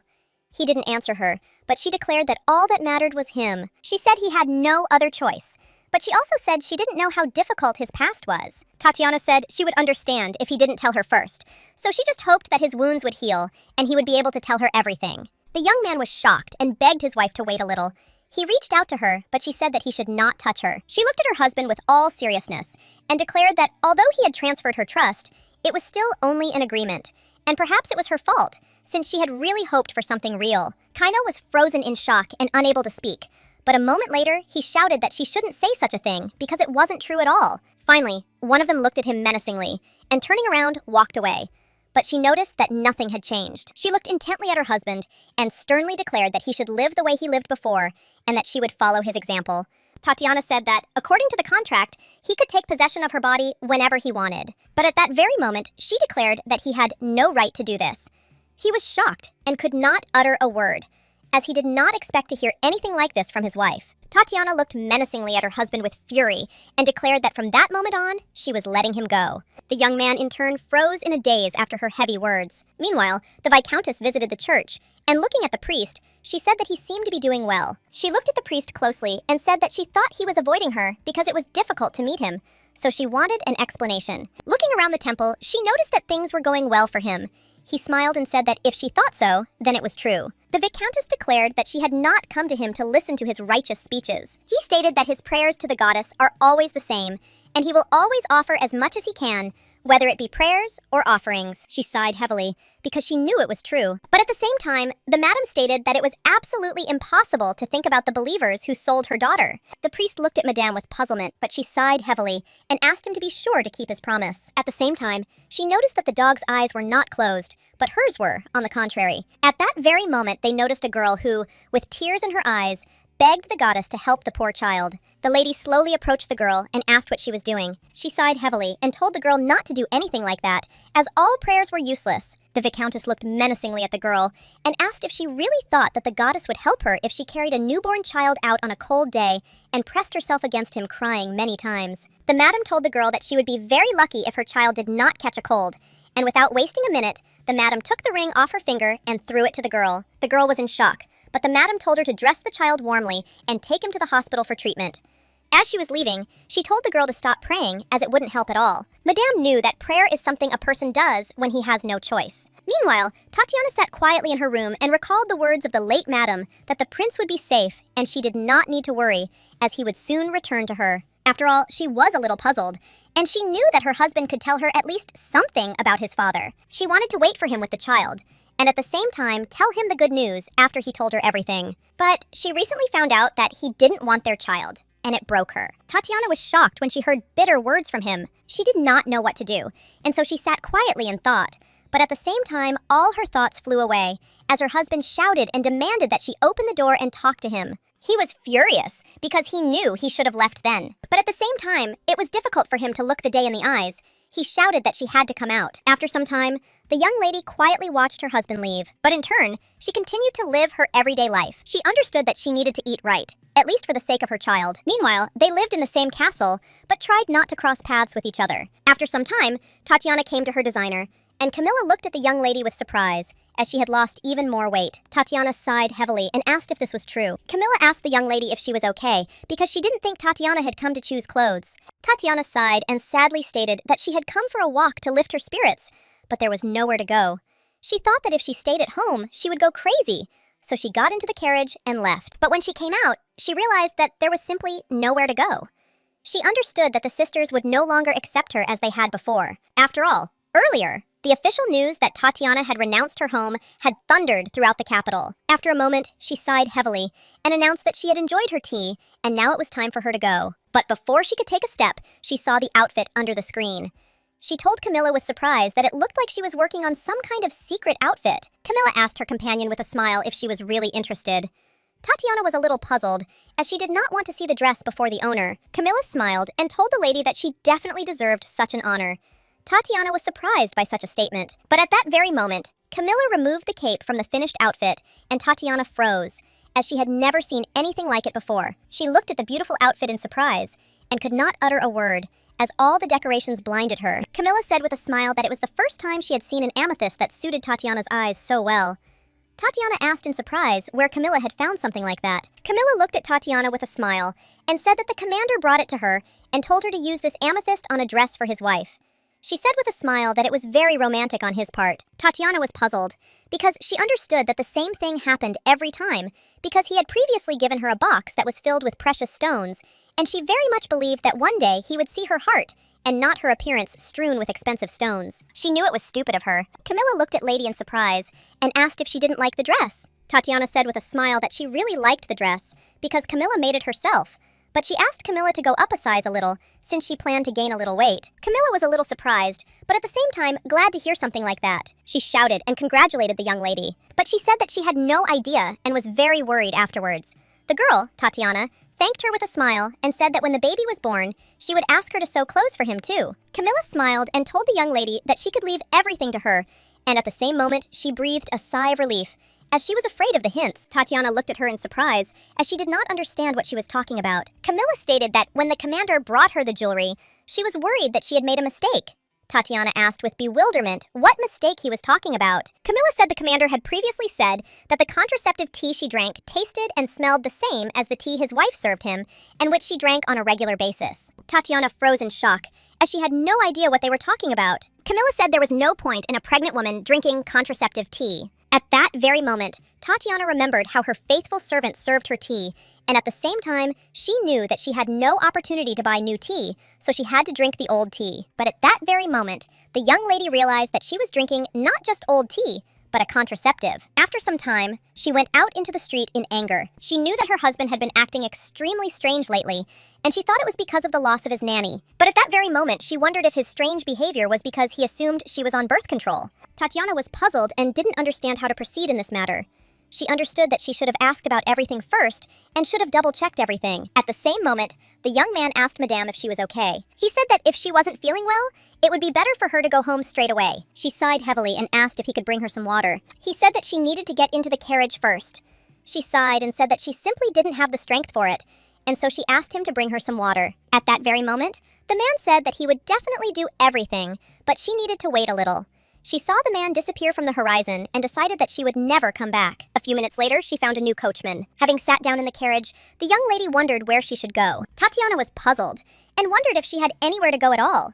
She understood that the man who died was great, but she had nowhere to go. At that very moment, the coachman asked the young lady where she wished to go. Tatiana wondered where she could go, as she did not know what to answer the man. She remembered the old place that brought her warmth. She wanted to go to the place that welcomed her most warmly. Therefore, she immediately asked the coachman to go to the southern outskirts. Tatiana understood that she needed to be strong. She knew she had to cope and become strong, but she kept a close eye on the coachman who was hurriedly looking for her everywhere. At the same time, Tatiana thought about everything that had happened.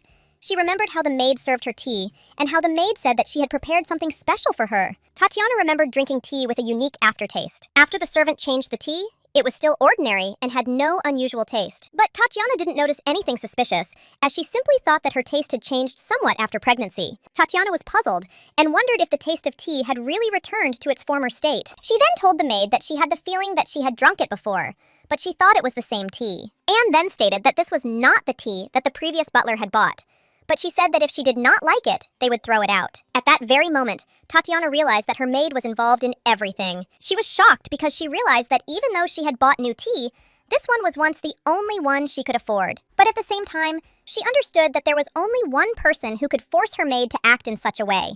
Tatiana was shocked that her mother was involved in everything that was happening.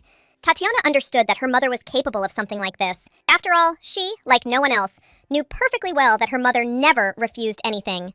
She knew that her mother considered her the only exception. She wanted to sincerely ask her mother why she had to do this, but unfortunately, she could not come to her, and she did not want to stay in her husband's house either. She remembered how her husband coldly declared that he did not want a child and would not allow her to give birth, since there were many ways to get rid of the child. Tatiana burst into bitter tears, as she wanted to go back to the very beginning. She really didn't want anything from her husband, but in turn, she wondered if things would be better now if they didn't start all over again. Moments later, the young lady was taken aback as the carriage began to shake violently. But not even a minute had passed when the carriage began to shake violently, and Tatiana did not stand out and screamed. Meanwhile, the young man was destroying monsters without a break. His knight asked to take at least a break for a few minutes, but the young man was deeply immersed in his thoughts and did not hear anyone around him. His subordinates knew that for several days now, they had been destroying everything in their path without rest.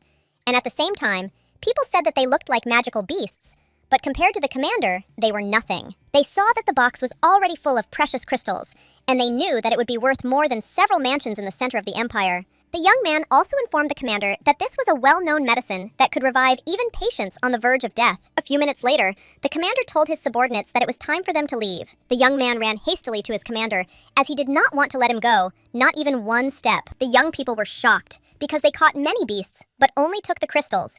They also knew that other parts of the body were also expensive. After a few minutes of the short drive, the young man told the lieutenant that he would have to leave for a short while. The young man asked the captain if this was the same as last time.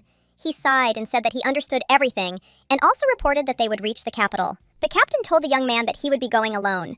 The young man was shocked and asked the captain where he was going and how long his trip would be. Kynel left all his questions unanswered. Sometime later, the young man visited the Black Wolf's mercenaries, but before he could even step over the threshold, he already heard his name being called. Owen shouted to the captain that he had brought him a doctor. Moments later, the man smiled and told the young man that it seemed he had been looking for him urgently. He said he was very sorry that they had met now, considering how far away he was. Kynel looked at the man and said that he had arrived just in time. A moment later, the doctor was taken aback, as he saw blue crystals. He was incredibly happy, as there were a lot of them. Then the captain asked if they should use these crystals for medicine. The man happily said that they would use them in this direction, as it would be possible to cure many diseases with the help of these crystals. Kynel asked if it was possible to cure a serious illness. The doctor stated that these crystals help stop bleeding, so the medicine made from them will be effective in treating injuries, and perhaps it can be used in the treatment of congenital diseases. But nevertheless, its healing properties were impeccable. He remembered how the Viscountess had furiously asked him if he knew much about Tatiana. She had shouted that if he really wanted their child to be with them for the rest of their days, then he needed to listen to her carefully. Kynel told the doctor that he had collected a lot of blue crystal, so he should help him decide what could be used as medicine. The man looked closely at the young man and asked what medicine he was looking for. He said that he was looking for any medicine and everything that would be beneficial for the body. The man said with a smile that he understood everything and would study everything carefully. The doctor also said that he was surprised when he learned that the captain was looking for him, so he rushed over immediately. He was wondering if something had happened to him and that he needed to be careful now. The captain looked at the man in surprise, as he did not understand what he was talking about. At that very moment, the doctor realized that Madame had not told him anything. The young man looked at the man in surprise, as he did not understand what he was talking about. He looked closely at the doctor and asked what exactly his wife was supposed to tell him. The doctor was taken aback, as he remembered that Madame had asked him to keep this news a secret from her husband, as she wanted to tell him everything herself. He was puzzled and did not know how and what to do, because Madame was going to check on her husband herself, so, unfortunately, he could not put his words together. But at that very moment, the young man could not stand it, and angrily asked what was wrong with his wife. The doctor could not withstand such pressure and cried out that Madame was pregnant. This news made the young captain feel dizzy, and he could barely stand on his feet. The young man screamed because he saw that his commander was feeling ill. The doctor sighed heavily as he imagined how happy the captain was when he found out that they had a child. The man said that earlier, the young lady had said that she would wait for her husband and talk to him personally about this matter.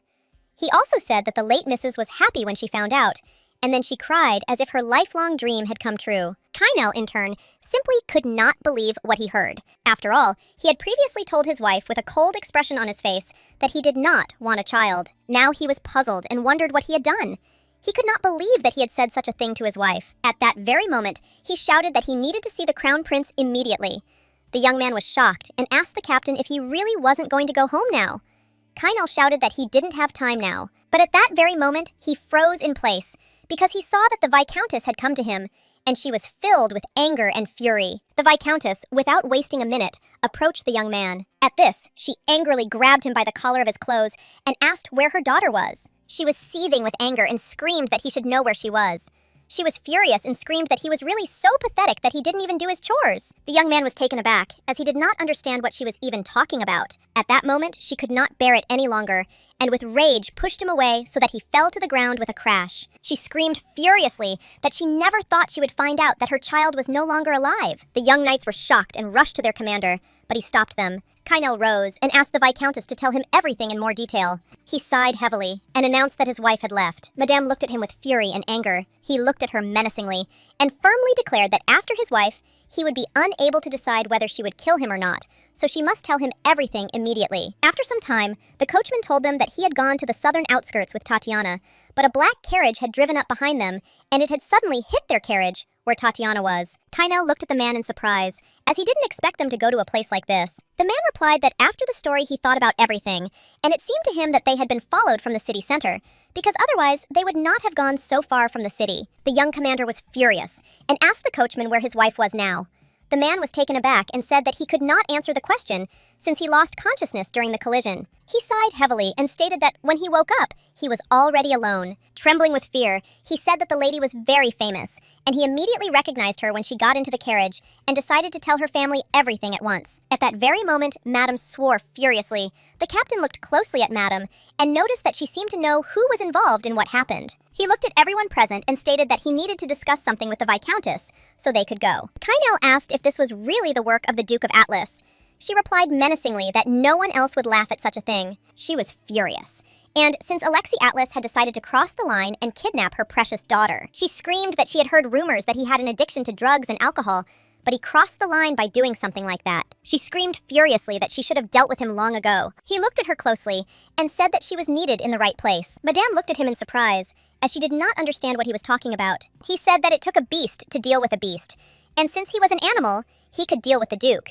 He understood that if her problem were given a solution, it could be solved with money or power. She would catch him and return her daughter. He looked at Madame intently and asked if he was telling a lie. At that very moment, the young man pulled his sword from its sheath and asked where the Duke was now.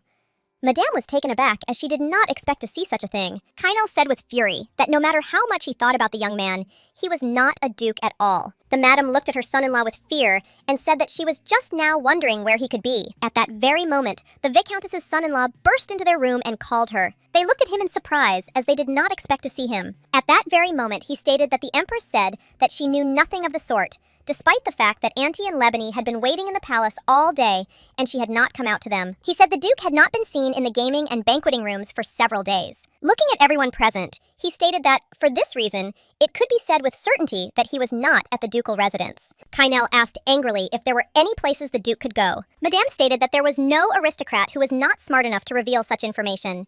She assumed that he was at one of the family's villas. At that very moment, she began to show on the map all the villas that were under the control of the ducal family, while the young captain listened attentively. At that very moment, he remembered what his subordinate had recently told him, namely that the Duke's actions were suspicious, since he was constantly transporting stones and timber to the Duchy of Valognes, then assumed that the Duke intended to build a villa. Without a moment's delay, he announced to all those present that the Duke was in Valognes. Everyone present was taken aback, as they did not understand why he thought so. Kynel stated that he had previously been informed that Duke Atlas had been transporting stones and timber there. Madame cursed furiously, as she realized that he had been planning something like this for a long time. The man looked closely at his mother and asked her to calm down, as he knew that the duchy belonged to Valognes. He said that it could be a trap and they needed to be careful. But Madame White screamed in rage that she didn't care whether it was a trap or not. She screamed that he had kidnapped her daughter, and they could not sit idly by, while the young captain quietly listened to them and thought over all his actions. The man looked at them sharply and stated that they knew very well what law protected the Duke's territory, and if they entered his territory without permission, they would use it to overthrow the Cartier family. Madame looked at everyone present with fury, as she understood that he was right. He said that accusing someone of kidnapping and trespassing were two different things, and if he stole Tatiana before they arrived, the game would be entirely by his rules. She was furious and didn't know what to do in such a situation. The madam was furious, as she understood that her daughter was now in mortal danger, and she simply could not sit and wait. He said that he would try his best to convince the Empress, because they needed to obtain official permission to enter. Madame shouted that she was sure that the Empress would give them permission to enter. The young man was taken aback for a moment, not knowing if this would really be the case. Kynel looked at everyone present and asked what they would say if he told the Crown Prince everything. But he was informed that the Crown Prince was on an inspection tour and was currently unable to contact him. It was unknown whether he could help them, but first he intended to send a private army to the outskirts of the city for protection. But they knew that as soon as the army took even a step into private territory, the ducal army would attack them. He shouted angrily that it was all useless, and throwing away the card, he walked angrily towards his wife. After some time, the young lady opened her eyes and looked around in bewilderment. She did not understand what had happened or where she was, but moments later, she was taken aback as she heard a familiar voice. She saw the Duke in front of her and asked angrily how she had ended up in such a place. Alexei looked at the young lady with a fierce grin and asked what kind of manner of communication she had. He asked with a sly grin whether she really wanted to see her husband in his place. At that very moment, Tatiana realized that the accident was staged. Alexei, with a haughty grin, asked if she had really grown up to be a princess and now thought that she could always be cheeky. He came closer to her and lifted her chin, remarking that this could be cute. At that very moment, she pushed him away and asked how he dared to touch her. He looked at the young lady in surprise and said with sadness in his voice that even in such a situation, she was still so angry. He came closer to her and asked angrily if the Viscountess's daughter was rejecting him. At that very moment, the young lady was taken aback, as she smelled alcohol and suddenly felt sick. Alexei looked at her with bewilderment, as he did not understand what had happened at all. He asked if she really wanted to say that he was so disgusting to her that she did not even want to look him in the face. At that very moment, he said with an arrogant grin that she had no other choice, and she would have to look only at him for the rest of her life. He assured her that she should consider this a great honor because he was the head of the Grand Duke's family. The young lady immediately recoiled from him and told him not to come near her. Alexei looked at her with fury because he did not understand how she could be so stupid. He indignantly asked if after her wedding with the beast, she could no longer see anything. He shouted that her place was next to him, and she should be incredibly grateful to him for such an honor. She sighed heavily as she didn't know that this was the worst thing that could happen. She was surprised as he had stooped low. He looked at her with fury as he didn't expect to hear anything like this. Tatiana looked menacingly at the young man and stated that they had talked about marriage only a few months ago, but he did not need to fall into the mud even deeper. She claimed that the goddess was looking down on her. He asked angrily if she had married a beast thanks to the goddess's protection. He was furious because she chose a bastard beast in human form and rejected him. Tatiana shouted angrily that he was no match for her husband. Alexei was annoyed by such words and shouted at her to shut her mouth. Tatiana shouted that maybe his sir had the whole world at birth, but her husband was born with nothing and achieved everything himself, and he is a brilliant man and a great hero. She shouted to her companion that if it were not for her husband, he would not be such a proud aristocrat. At that very moment, the young man could not stand her words and, out of rage, hit her in the face. Alexei had no intention of letting her go so easily, and at that very moment, he waved his hand again, but he was stopped. The young people asked their master to calm down because they knew that he would have big problems because of something like this. Alexei screamed furiously and asked the young lady if she couldn't let her husband go. The young men shouted to their master that if the Viscountess found out about this, she would deal with him on the spot. He did not listen to them and continued to shout at his companion that she was a fox and had just been playing with him all this time. He shouted that she had played without knowing the rules of the game and had betrayed him. He shouted that if she did move into the Duke's house, she should have been prepared for the fact that no one would appreciate her. He shouted and asked what she would do if people hated her. He asked if she was afraid that her proud mother would look for her, but at that very moment, he said with a haughty grin that her husband would not look for her. The young lady stood quietly for a while and stared at him. At that moment, he said with an arrogant grin that no matter who she was, no one would take a step for her. Alexei looked at his subordinates with fury and shouted at them to let him go. He asked if they were laughing at him now, but the young people assured him that this was not the case, because he simply did not think about the consequences. He looked at them with fury and said that they should think about the consequences. They should think about him. The young lady was shocked because she realized that he was simply crazy. Don't waste a minute. She turned around and hurried to the exit. The young lady had no idea where she was at all, and without wasting a minute, she ran out onto the terrace. But at that very moment, she froze in a daze, as she saw exactly where she was. Alexei came up to her from behind and asked with an arrogant grin if she had really run away. She turned around and asked with horror where they were now. He smiled and said that they were now in Valona, where they would spend their honeymoon. He said with a satisfied smile that how could she have seen anyone or anything around, so no matter what she did, no one would know. He looked at her with a smirk and declared that this was exactly the kind of living doll he needed, calling her by her nickname. But the young lady looked at him with fury and said that he should not call her, since she never allowed people like him to call her affectionately. He looked at her with fury because he understood that in her family, they did not take into account the obedience to their husbands. Tatiana screamed angrily at him to get out of her way immediately. Alexei asked with a haughty grin where she would go. He laughed and said that she was now in his duchy, and even her mother could not enter his land without permission from him or from the imperial family. He mockingly stated that her mother would appeal to the empress, but she would not help her, because his aunt was the most cunning person, of course, after her mother. Tatiana looked intently at her companion and asked him to let her go. He asked with surprise if she hadn't heard what he had told her. He came closer to her and asked if she really thought she could escape from him. Alexei asked how many times he needed to repeat it for her to understand that this was now her new home. He asked mockingly if she still didn't understand her mother, because her mother could seem like a formidable and fierce person who was in a rage. He stated that, in fact, the madam was happy that her daughter had left the house forever. At that very moment, Tatiana pushed him away and shouted at him to take his dirty hands off her. She was furious and screamed that the world was not what he thought. She screamed that the way he lived and the people around him didn't mean everyone was rotten inside. He looked at her with fury and shouted that he called her beautiful, but she decided to speak to him in this way at the same moment he raised his hand, preparing for a new blow. But at that very moment, Tatiana was pierced by a burning pain, and she fell to the ground with a crash. She was trembling with fear and pain, as she was very worried about her child. He looked at her with a smirk and was surprised, but still stated that she didn't need to pretend that it hurt so much. At that very moment, he laughed, and noticed that she knew how to pretend well. She saw blood on her hands and screamed at him to call the hospital immediately. Alexei looked at the young lady with contempt, as he did not understand how a person could carry a child from that animal. He shouted at her to stop talking such nonsense. The young lady, in turn, could no longer bear such pain, and, staggering, she asked for his help for the sake of the child. He smiled and said that she simply could not have children, but at the same moment he asked with a smile whether he would be right if he said that this could not be. She looked at him in surprise, not understanding what he was talking about. At the same moment, he stated that she seemed not to know that their marriage contract had a confidential addendum attached. She looked at him in surprise, since she did not understand at all what he was talking about and why he was saying all this. He smiled and said that his aunt was very kind and had carefully hidden some papers. For this reason, he trusted her. Tatiana looked at him in surprise and asked what that meant in this situation.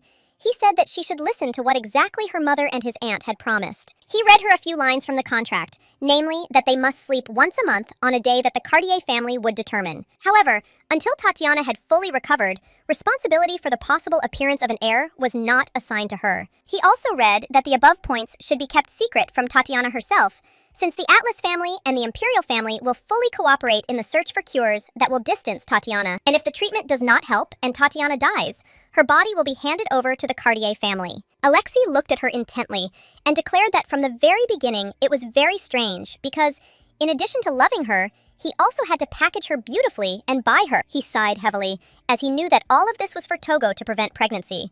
So from time to time, they signed contracts. He looked at the young lady with a haughty smile and declared that she would not live long.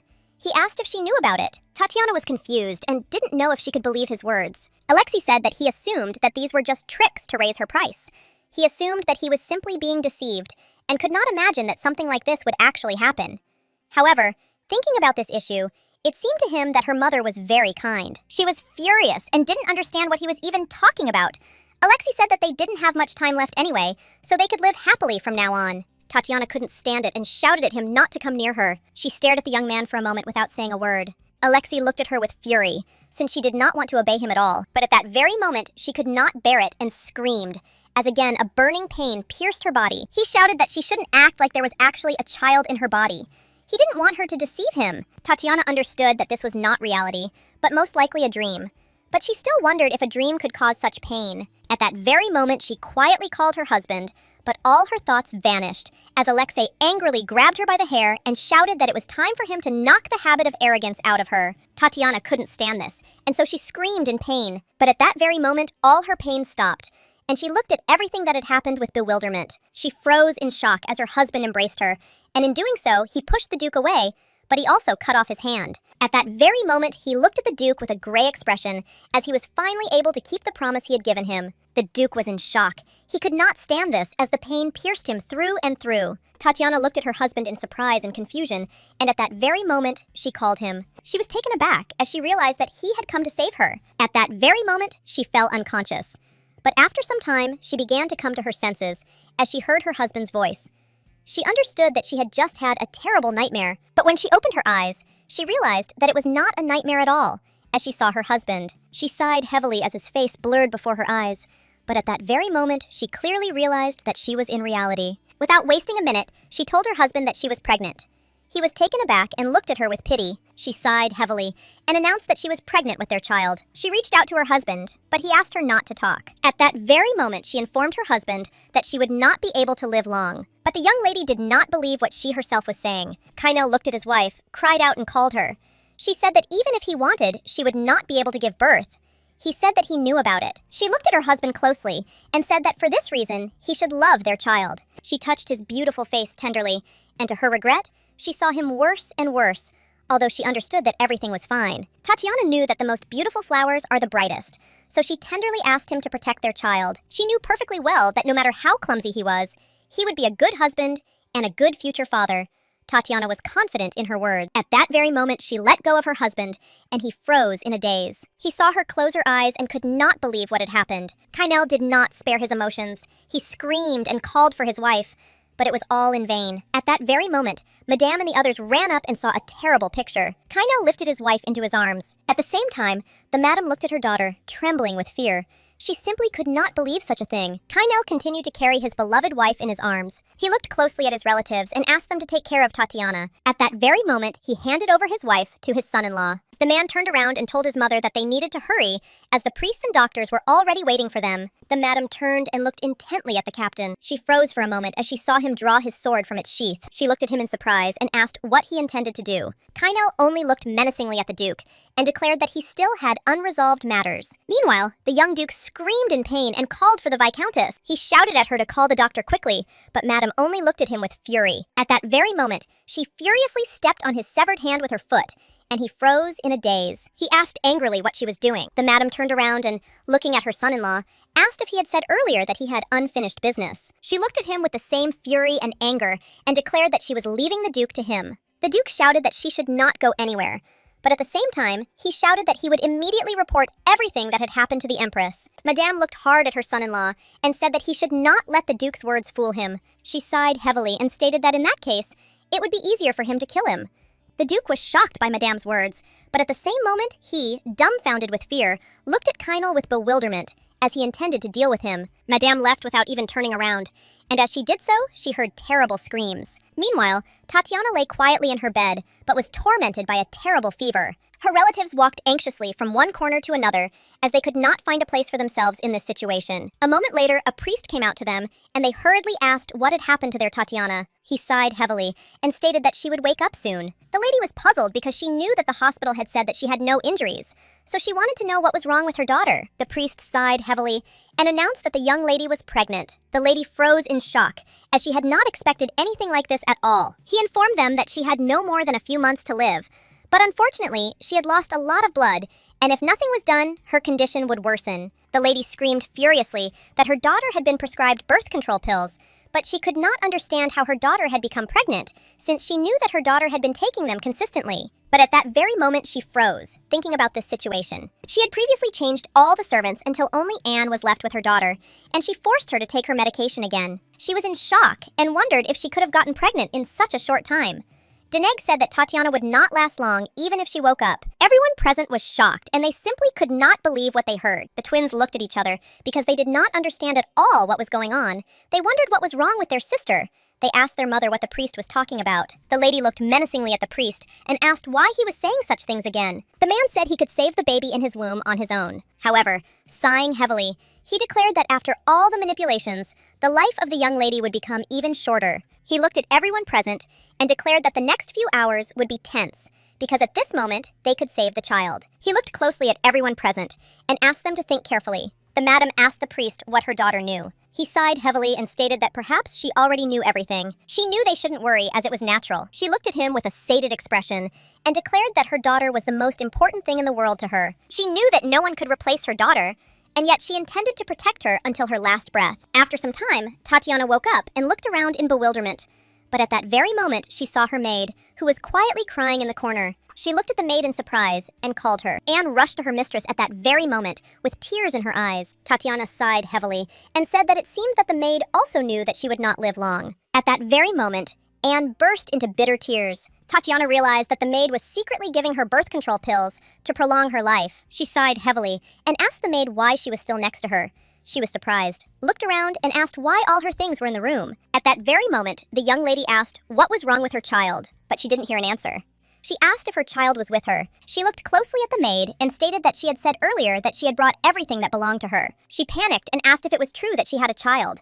She asked the maid to answer the question, but her maid only asked her for forgiveness. Meanwhile, Regina was screaming furiously because she couldn't believe what was happening. She didn't understand how their sister could hide secrets from them.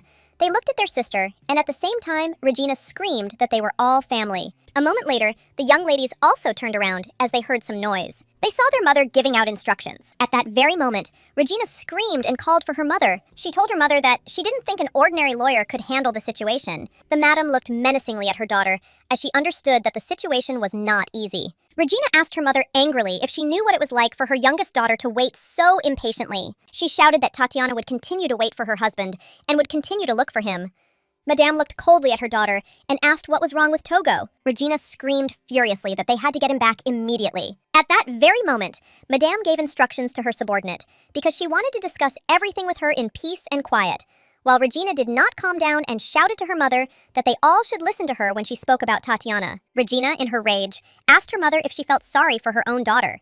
She wanted her mother to at least fulfill her wish before she died. Madame only looked at her daughter with fury, but did not answer. At that very moment, she was overcome with rage and anger, and unable to bear it, she hit her daughter in the face. Regina froze in shock after the impact. The other ladies stood frozen in stupor, as they had not expected such a thing. The madam looked at her daughter with fury and said that she was impudent. Regina, in turn, withstood her mother's menacing gaze and noticed that she had not changed at all. Madame looked at all her daughters with fury. Regina screamed that something similar had happened to their sister, and that their mother should have told them everything. The madam looked at all her daughters in confusion and asked why she had to do this, because otherwise they would have simply all hugged and died together. Madame asked if she really needed to tell her daughter to follow her behind her back and force herself to smile at his face. She told Regina to finally wake up, because if there is a daughter burdened with death, the other daughters should stand proud. Regina froze in shock, unable to say anything to her mother. Madame knew that for those who have nothing, sadness is just a luxury, because when a person broken by pain cries, all he gets in response is pity and pointing fingers at him. Her daughters looked at her puzzled, but she declared that they must all return to their own home, as she did not want to endure tears in her house. She told her daughters that if anyone shed even one tear when their sister woke up, she would never forgive them. She said that they should speak and act as if nothing had happened. At that very moment, she left the company of her daughters. The young lady looked at her mother with a sharp and menacing look and asked her what she was planning. She shouted at her mother that she was trying to make Tatiana look like a fool, and that she should not know anything, even about her own condition. Madame looked hard at her daughters and said that she thought it would be better for her to be heartless. Regina was shocked by her mother's answer. Madame sighed heavily and said that she had hoped so. She looked at them intently and stated that she simply hoped that her precious youngest daughter would have the same pleasures and joys as the others. She wanted her daughter to enjoy the other pleasures of life for decades to come. She wanted her reign to breathe deeply and not want for anything. As she left, she shouted that even if she was gone, she would not regret anything. At that very moment, the girl asked the lady's mind for forgiveness, as she did not want to eavesdrop. The Viscountess made no reply, but a moment later, she declared that Ta should take the money and forget forever what she had heard. She was in shock, because she wanted to help Madame. Madame looked at her with a gentle smile and said that she had not meant to ridicule or insult her at all. It was just that this was all she could do at the moment. The young lady sighed heavily and agreed with her. Madame did not regret at all that she was able to raise her child like others. She was only grateful that she could protect her with money. The girl declared that she would prepare the task that Madame had previously assigned to her, but Madame merely declared that she no longer cared, since she intended to do what she did best until the very end. She sighed heavily, knowing that this would be enough. At the same time, the Empress screamed with rage, because the young man had done something irreparable. She did not understand how he dared to cripple the head of the family, and also the Empress's nephew. She did not spare her strength and furiously lashed him with a whip in all places. The Empress screamed furiously that she would not kill him, but would make him beg for death. The knights were taken aback and asked the Empress to calm down, as they knew that the young man had a noble right to immunity. She shouted with a fierce grin that animals have no rights. They looked at her, trembling with fear, and said that if the Crown Prince found out about what had happened, everything would get worse. The Empress could not bear it any longer, and in a rage ordered them to close their mouths. But at the same time, she did not spare her strength and furiously struck one of the knights. But a moment later, the Empress was taken aback, as she did not expect to see anything like this. She looked intently at the Viscountess, who came to her in such a place. At that very moment, she said with a fierce grin that she simply could not believe her eyes, that the Viscountess herself had come to such a place. Madame looked at the Empress and asked if she had really felt better. Madame stated that she could see the Empress anywhere and anytime. The Empress was shocked by such words and asked what Madame was talking about. The Viscountess stated that the Empress had said this last year when she gave her the crown. The Empress was shocked and did not understand what Madame was getting at.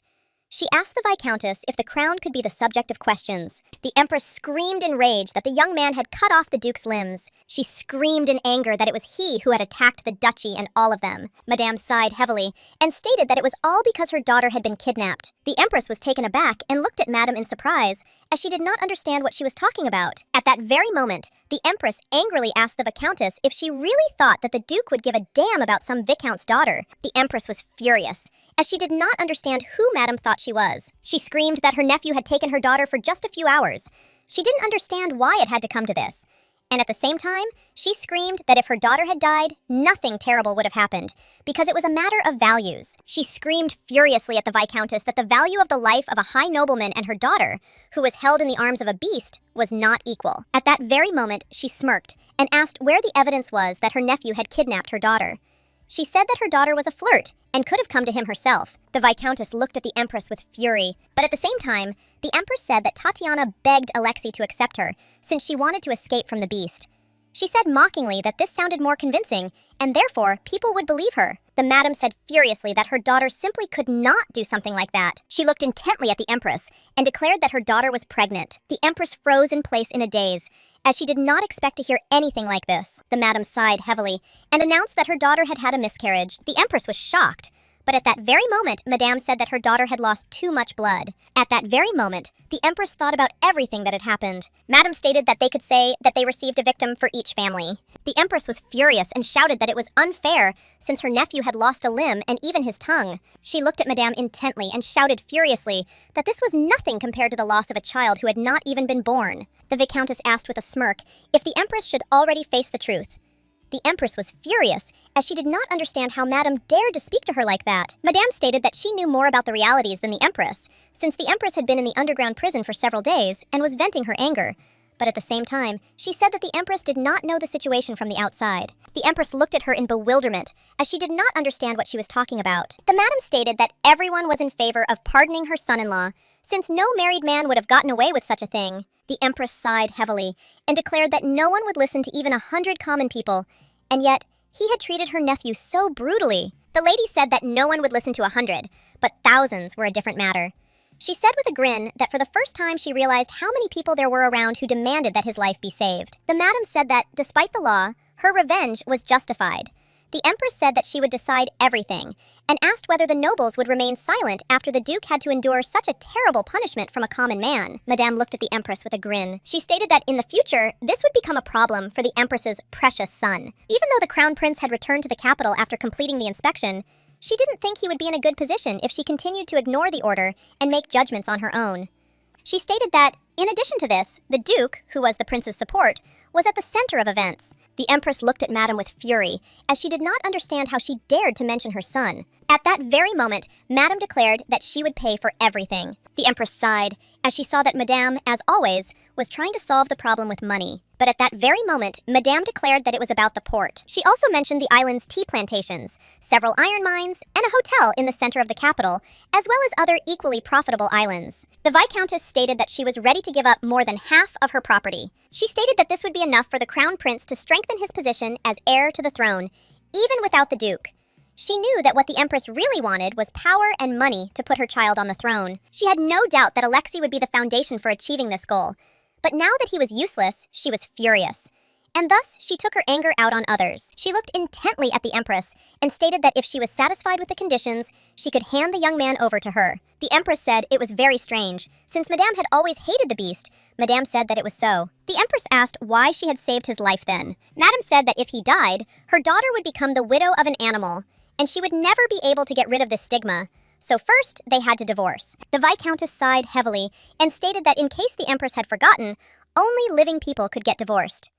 The Empress inhaled and stated that she knew this. The madam stated that once the process was completed, she would return it back. She also added that she would return it in its original condition. At that very moment, the Viscountess, throwing aside her pride, fell on her knees before the Empress. The Empress froze in shock, as she had never expected to see anything like this in her long life. Madame sighed heavily and said that the Empress could cut off her hair, and if that was not enough. The Empress said that there was no need for this, because there was a limit to everything. The Empress said that later her nephew could testify that the young man had been too harsh. The Viscountess stated that, unfortunately, he would not be able to do this without language. The Empress froze in place, not knowing what was going on. At that very moment, Madame bowed and began to beg the Empress. She wanted the Empress to keep her promise, yes. Meanwhile, the knights were furious.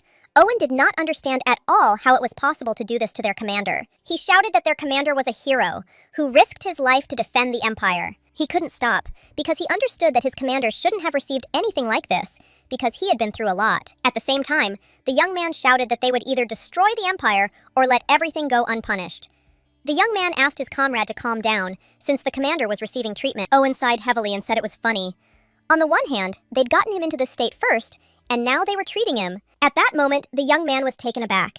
He did not know how far the Viscountess could go. Kynel asked if there would be scars on his body, but at that moment his knight froze, as he had not expected anything like that from his commander. The young man said that he did not want them to be visible on open areas of the body. His knights shouted that it did not matter at all. The young man said with a smile that he had invested enough divine powers that if the commander had a good rest, the frame would no longer be damaged.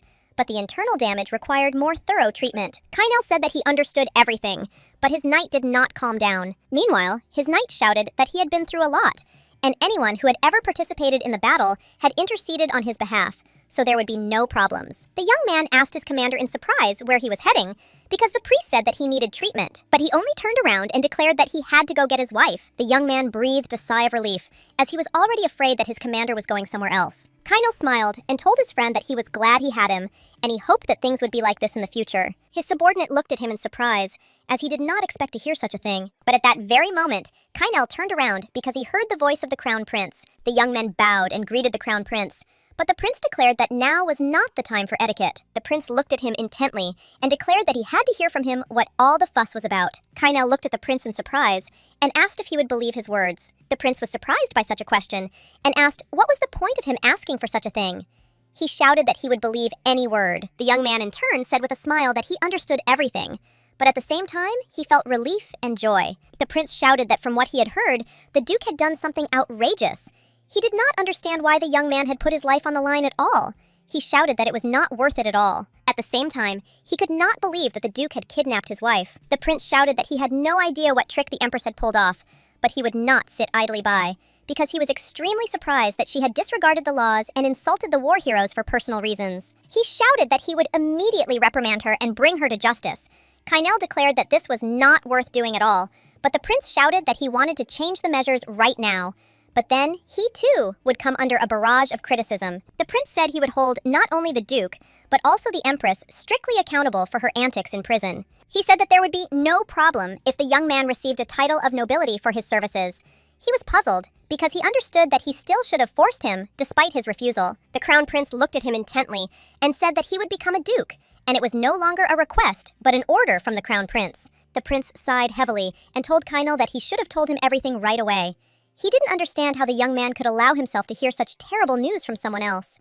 He understood that public and private matters were separated, but still, if something like this happened, he should ask for help. The crown prince looked at the young man closely and asked if it was really that difficult. He remembered his wife, to whom I told with a smile that I wanted him to tell her the whole truth, because they were a couple, and then she said that they were one family. Kynel looked at the crown prince and stated that he had given him the right to leniency as a noble, and he also said that he would grant him one more request. He wanted to tell everything about his wife, although even his own father did not know about his existence. At that very moment, the young man knelt down and asked the noble crown prince, who defended the empire and followed the will of the goddess. The prince froze in surprise, as he had not expected such a thing. For some time, the young man sat quietly on his knees, collecting his thoughts, but at that very moment, he asked the prince for permission to enter the sacred place. After some time, Kynel visited the temple where the goddess prayed. He said that his wife saved his life, but at the same time, he did not care whether he survived or not, but she returned his desire to live. He understood that he would have to take responsibility upon himself, because people called him a war hero and a messenger, but he was the same person as they were. He prayed to the goddess to give him strength to endure all the hardships that fell on his shoulders. He remembered how Madame had screamed that his wife would not live long, and that this was exactly her fate. He was furious, because he never believed in fate. He understood that if there was such a thing as destiny, then his wife would never have become his wife. The lady slowly approached the young man and asked if he was leaving. Without looking at the lady, he said that he was. She asked if he wanted to see her daughter, but looking at the young man, she stated that the fact that she had gotten him out of prison did not mean that she had accepted him as her daughter's husband and would continue to do so in the future. But, unfortunately, she understood that she simply had no choice, because it was he who had the greatest chance of survival. Having entered the sacred place, Madame declared that he was the only one who could save her daughter. Kynel remembered how he had previously made an oath to Madame that he would save her daughter by any means necessary. Madame looked intently at her son-in-law, for she understood that for the sake of her daughter, he would enter even the gates of hell. She sighed heavily, as she had previously thought that she had a good understanding of men. He looked at her in surprise, as he did not understand the meaning of her words. Kynel stated that he unfortunately didn't know anything other than that the fruit was the goddess's favor, as even the archbishop said he had never seen it, so they didn't know if it actually existed. But the young man firmly stated that he would definitely find it. Madame looked at him intently, as she saw that in front of her was one of the strongest people. She knew that he was the person with the greatest chance of returning to them alive. She sighed and stated that he could receive heavenly punishment for setting foot on the goddess's land, but he stated that he did not care at all. Kynel understood perfectly well that having his wife in his life was already the worst punishment. He took a deep breath and said that it was time for him to leave, but at the same time, he asked Madame to take care of his wife. Madame asked if he would like to see her. He froze in shock, as he had not expected such a question. He pulled back and asked if he could do it. She sighed and stated that she would be at the temple for a few more hours, so he could do whatever he wanted.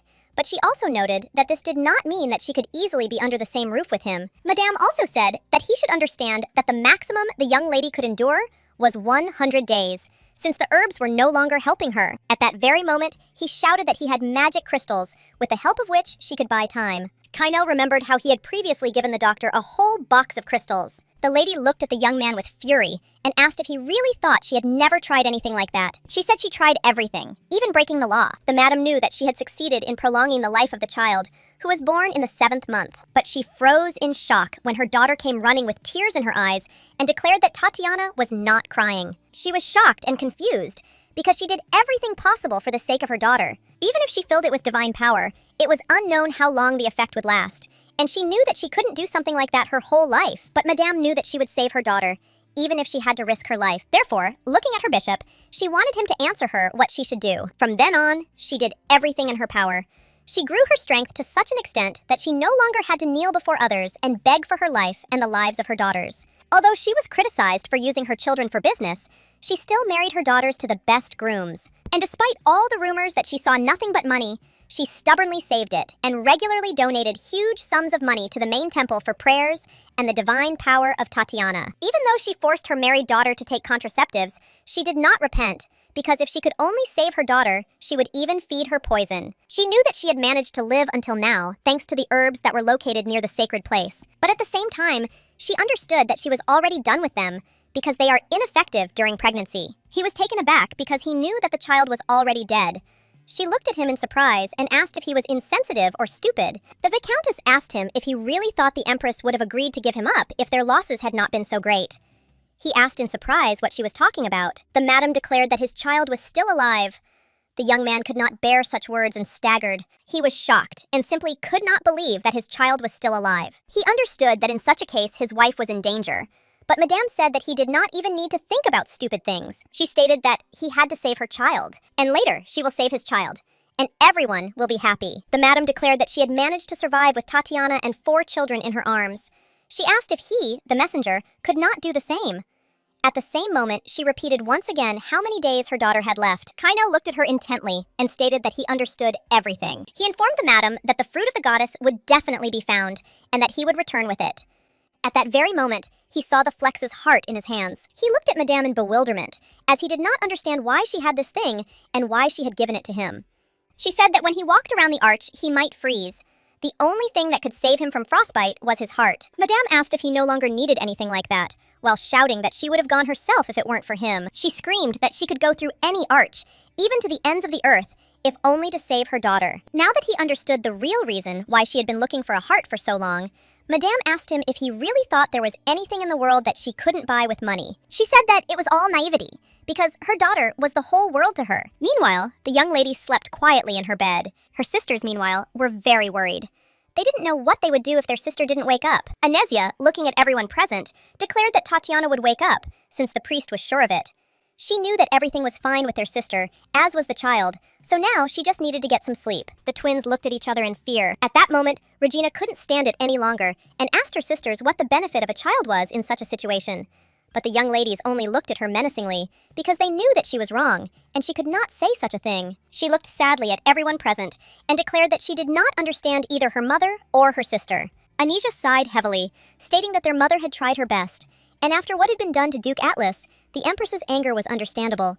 But they had managed to smooth things over by saying that there were casualties on their side too. Unfortunately, they were forced to hide the truth to protect Tatiana and her unborn child. The young lady was furious. She didn't understand why they had to do something like that. Regina also screamed that her sister was no longer taking her medicine. She was furious because she knew that in such a state, her sister would not live long. She screamed that her sister could have lived longer if it weren't for the child, but she didn't understand why she should waste precious time on futile hopes. Anesia sighed heavily and declared that it was a waste of time to helplessly count the days until death. Regina was furious for a minute, as she agreed with her sister. Anesia asked her sister if she knew the mother, and for some reason, left the child with her daughter. She asked her sister if she had left him because he would be born beautiful, or because new life was so precious.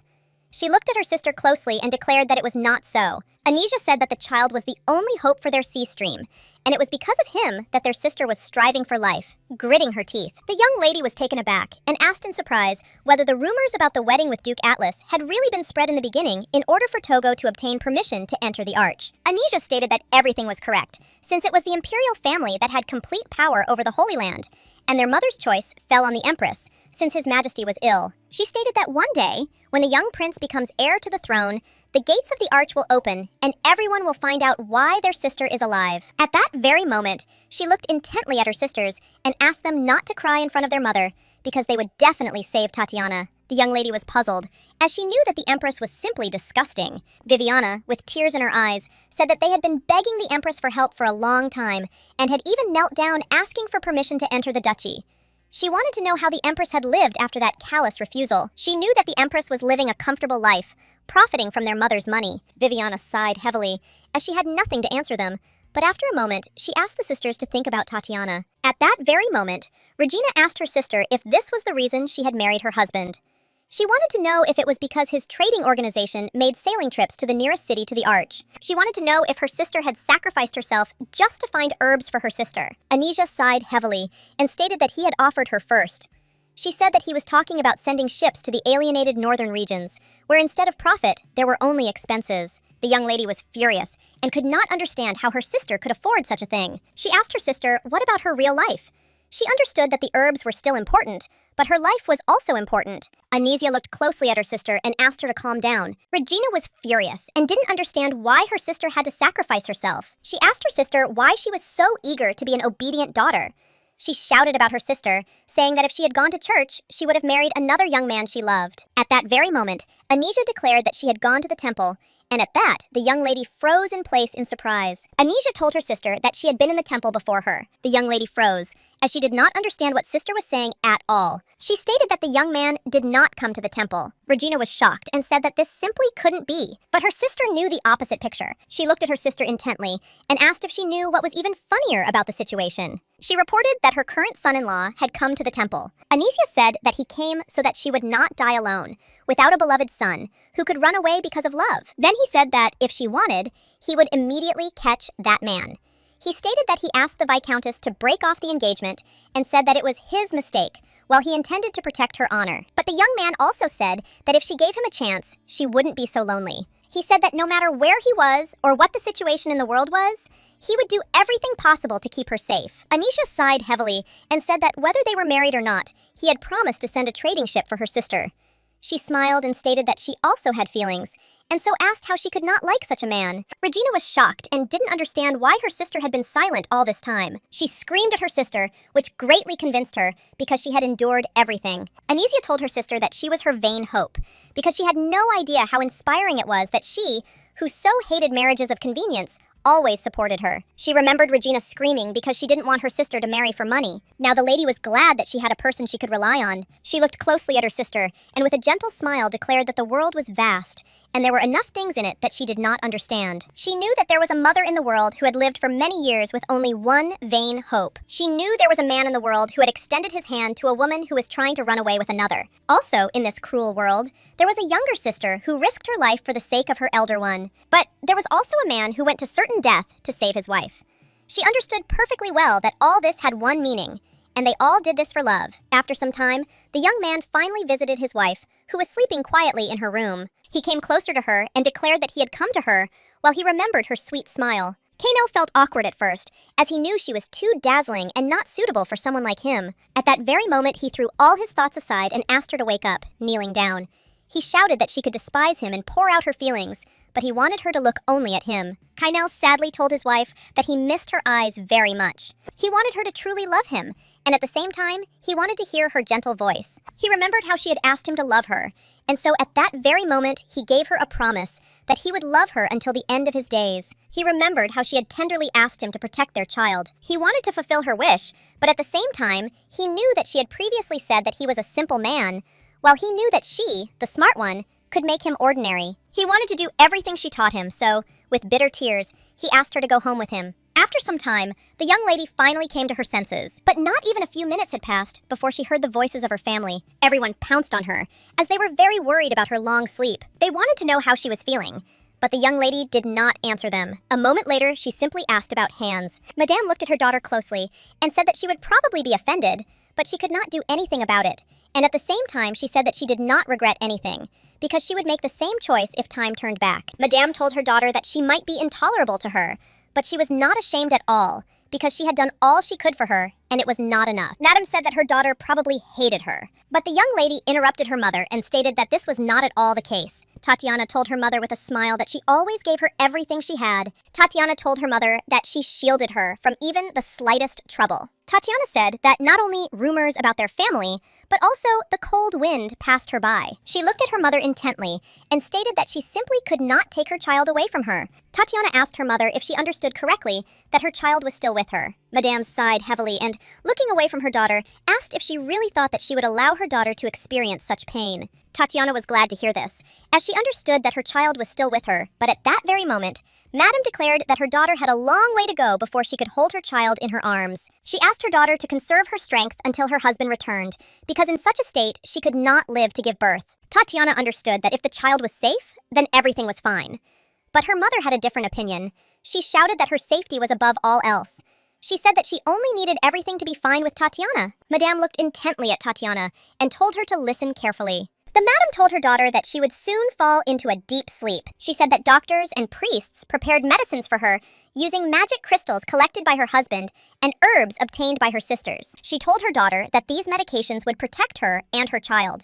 Unfortunately, she understood that this was the only way to hold out until her husband returned. The lady asked her mother where her husband had gone, but Madame dryly replied that he had gone where he was needed. At that very moment, the young lady froze as she realized where he had gone. Madame sighed and said that no one knew how long it would take to get to the arch. Tatiana was scared, because she knew that this place was very scary. After all, the man knew no entrance or exit, and the land there was not favorable for man. A man's intelligence and endurance would not help if he got too close to the goddess's land. The madam declared that it would be very good if he returned alive. Taken aback, Tatiana asked her mother in confusion whether her husband would return to her. Madame assured her daughter that she did not need to think about anything else except herself and the child. Tatiana, with tears in her eyes, asked her mother if everything would be okay with her husband. Madame told her daughter that he would definitely return. She knew that even though he was her son-in-law, with whom she would never be able to get along, for her daughter, he was the best husband on earth. After some time, the young man arrived at the northernmost part of the continent. The young man looked at his son-in-law and declared that he could not go further with him, since he could not go there without permission. Kynal stated that he knew this very well. His son-in-law said that if he changed his mind, he could say so right away, so as not to go so far. He said that he would understand him perfectly. Kynal sighed heavily and stated that he himself wanted to come to such a place, because it was his decision. The man looked at the young man intently, as he was glad to hear something like that. Kynal looked at his son-in-law and asked him to convey these words to the Viscountess. But at the same time, he asked the captain if he wanted to convey anything to his wife. Kynal thought for a moment, as he didn't know what he needed to tell her. At that very moment, he turned around and declared that he would return himself and do everything, because he had a lot to tell her. A few minutes later, the young man walked deeper. At that very moment, he remembered the Viscountess's words about how this place seemed to suck a person in if you got too close to it. There, a person could feel inevitable death. But at that very moment, Madame gave him a bottle of the prince's blood, and also informed him that she had given more than half of her fortune for him. In Argo, the place where the goddess sleeps can only be entered by her direct descendants. Among the signs of the imperial family, there is no more reliable one than a drop of blood. At that very moment, the young man looked intently into the distance, because he knew that he would not need the prince's blood. But at that very moment, he threw a small bottle on the ground, and a moment later he threw down a small medallion. The crown prince gave him this medallion, and told the young man that it symbolized the legitimate heir to the empire. He understood perfectly well that this would be useful to him in a place where only people from the imperial family were allowed. Without a moment's hesitation, he cut the bloodied hand, and he understood that if he could save his wife with unrecognized blood, it would no longer be a curse. He understood that this would already be a blessing. Meanwhile, the young people were reading the newspapers, and they noticed that the rumors about their sister had died down, but now they were talking about another wedding. The lady, smiling, said that it was all thanks to her, because she had drawn all the attention to herself. Meanwhile, the young twin sisters began to whisper quietly among themselves, as they understood that it was necessary to observe social norms in everyday life. But they understood that their sister was very worried about Tatiana and simply could not sit still. But at the same time, they simply could not believe that their sister was accused of murder and escape, despite the fact that she was a noble lady. Regina could not stand this and said that now everyone was talking about the fact that she killed her younger sisters. Madame sighed heavily, and she was very puzzled, because she knew that people were always like this. They only needed a new topic for gossip, and they immediately forgot about the previous one. At that very moment, she looked at her son-in-law and asked if there was any news about the young man. He sighed and stated that there was no news yet, since he had been previously informed that on the first day, a silver pillar was seen rising in the distance. Madame sighed heavily, as she realized that all they could do was wait. He looked closely at his mother and declared that, fortunately for them, there was no bad news yet, because he knew that those people who had been in this forbidden part had died in just a few days. The madam looked at her son-in-law with bewilderment and said that he had gone mad. She knew very well that many people had gone in search of the Holy Land, and each of them had returned with a look that confirmed how much a person could be broken, be it body or mind. He also said that they had gathered all the prestigious doctors and influential priests in the empire, so she didn't need to worry. She sighed heavily, as she had hoped for improvement. But at that very moment, she asked her daughters how Tatiana was doing now. The young lady sighed heavily and stated that her sister was behaving as usual, eating well and laughing. She knew she was okay now. She looked at her mother intently and declared that her sister had good willpower.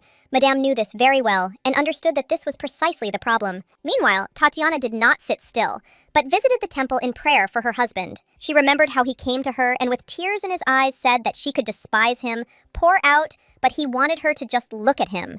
Unfortunately, she was unable to open her eyes or even move, but she heard everything. She learned that he had told her a lot then, despite his usual silence, and that she had missed him very much. She remembered how he had said tenderly that since she was smart, she could teach his ordinary person a lot. At that very moment, the priest came up to her and asked her not to overexert herself. Tatiana stated that when she stood in such a place, she felt that she was next to her husband. He looked at her closely and stated that it would be a hard road for them, but he wanted to impart the power of blessing to her. She asked if he could pass on her power to her husband. At that very moment, she declared that he himself knew perfectly well that she was very lucky, because she was born in a body that could not live even a day. But in the end, she lived to her age. And now she met that man and married him. She smiled because she understood that in such a difficult moment, she was even able to become a mother. She said that since she was so lucky, she could share it with her husband. The priest immediately said that he really hoped that it would be so. Tatiana wanted to be a little firefly on his path. At the same time, she hoped that not a single snowflake or gust of cold wind would touch him. She wanted even the blade flying at him to turn its rash path. But she understood that at the moment, prayer was all she could do for him. After some time, they did visit the palace, but the young man warned her that it was dangerous for her to remain in such a place in her situation. At the same time, he was puzzled, as he saw that the Empress had completely turned the house of the war hero upside down. Tatiana asked her son-in-law if he remembered that he had given a promise that he would do everything she asked. He smiled and said that she would do anything for her if he had to sacrifice his fortune, but the young lady only said with a smile that he already had that thing. He looked at her in surprise, as he did not understand what she was talking about. After some time, the crown prince looked at the young lady in surprise, as he did not expect to see anything like this. She bowed with a smile and introduced herself. At the same time, her son-in-law stood quietly to the side, holding a small box and a bundle in her hands. At that very moment, the prince was taken aback as he felt a burning pain. The servants immediately ran to him, as they did not know what was wrong with him, but he only said that he was fine and asked if there was any news from Kainel.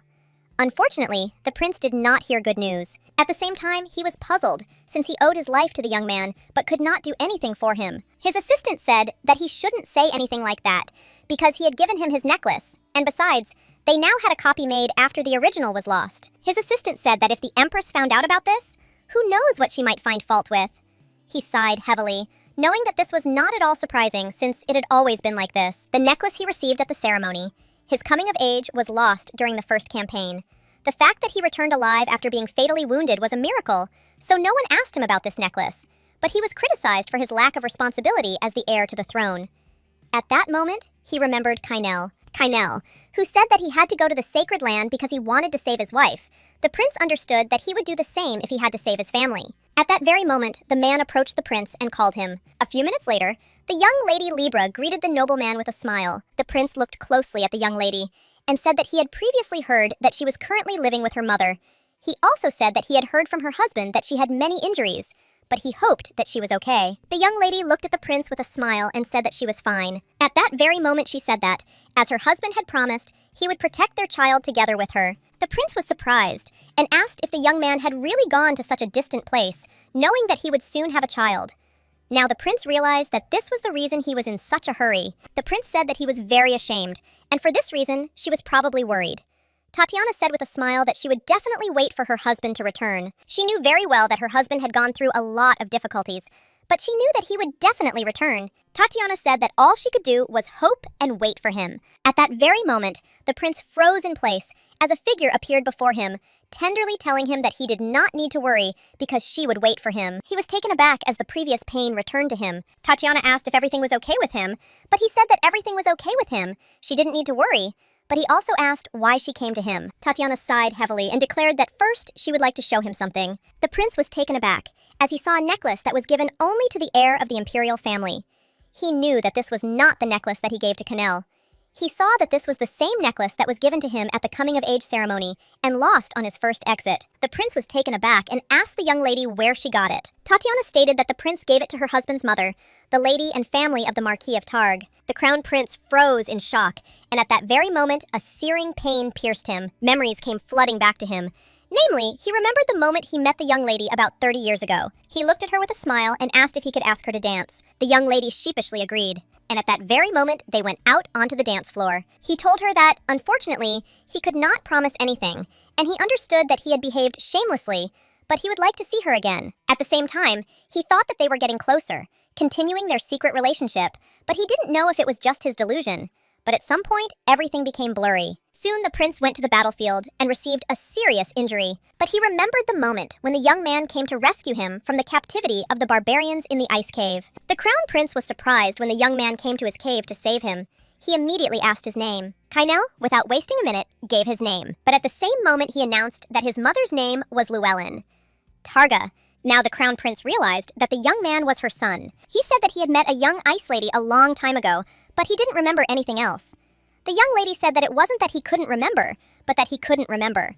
At that very moment, she asked her son-in-law to give something to the prince. The man handed the prince an elixir that was made from the skull of a white dragon. She reported that they said 1 drop could restore lost memories. She said with a smile that it would be pointless to ask him to trust her and drink this elixir, because she was from Cartier, whom he could not trust. He knew that in front of him was the daughter of the Viscountess, who had always supported the Empress. Tatiana asked him with a smile to believe her husband.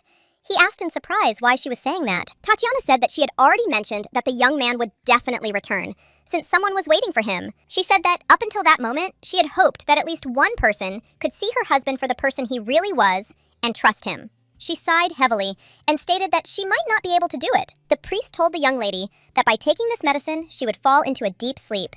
But he also noted that this was the only way to maintain her current condition. She sighed and realized that she would wake up either when her husband returned or when she went into labor.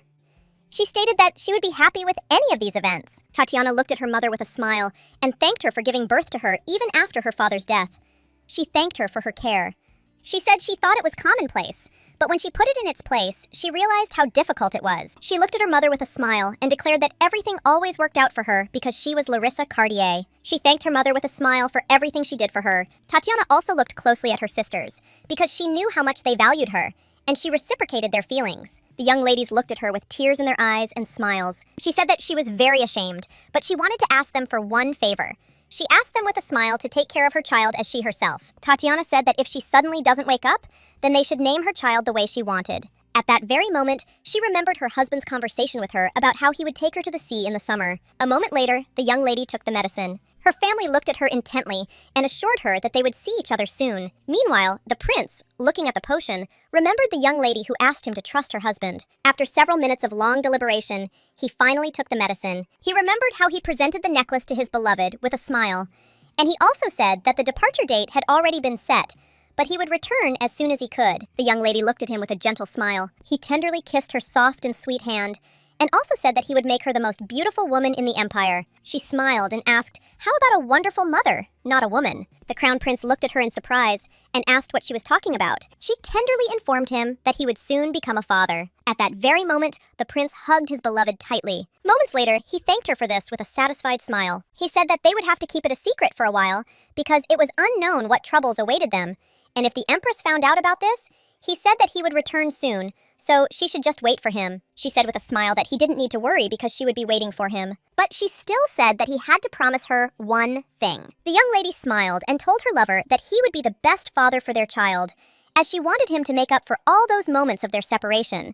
At that very moment, he kissed her tenderly. The prince was taken aback and came to his senses, but at the same time, he was puzzled by all his memories. After some time, the prince was informed that the young lady had taken the medicine and had fallen asleep peacefully. He was told that she would not wake up until she went into labor or until her husband returned. A few minutes later, the prince looked closely at the knights and asked in what conditions their commander had grown up. The young man was taken aback, as he was surprised by such a question, but at the same moment, his companion looked menacingly at the prince and asked if he didn't know how illegitimate children were treated. His comrade was shocked by his words, but he said that they did not know at all whether the commander was alive or not, and therefore, his life did not matter to him. They shouted that several people had already died on the way to the city, so they wanted to go in search of the commander. They told the prince that he should not worry, as they would definitely find their commander. But at that very moment, the prince said that there was no need for this, since he himself would go in search. The young people froze in shock, as they had not expected anything like this at all. All the while, the Viscountess visited the temple and greeted the goddess. Some time ago, she asked the priest if she could go to the lands of the goddess, but he told her that the arch was a sacred place where their goddess slept. He also told her that heavenly punishment awaited her for disturbing her sleep.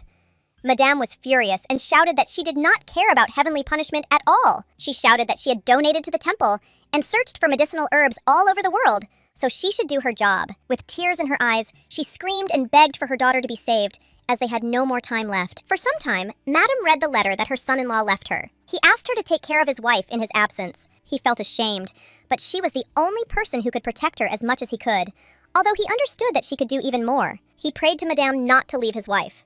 At the same time, he said that he would return soon.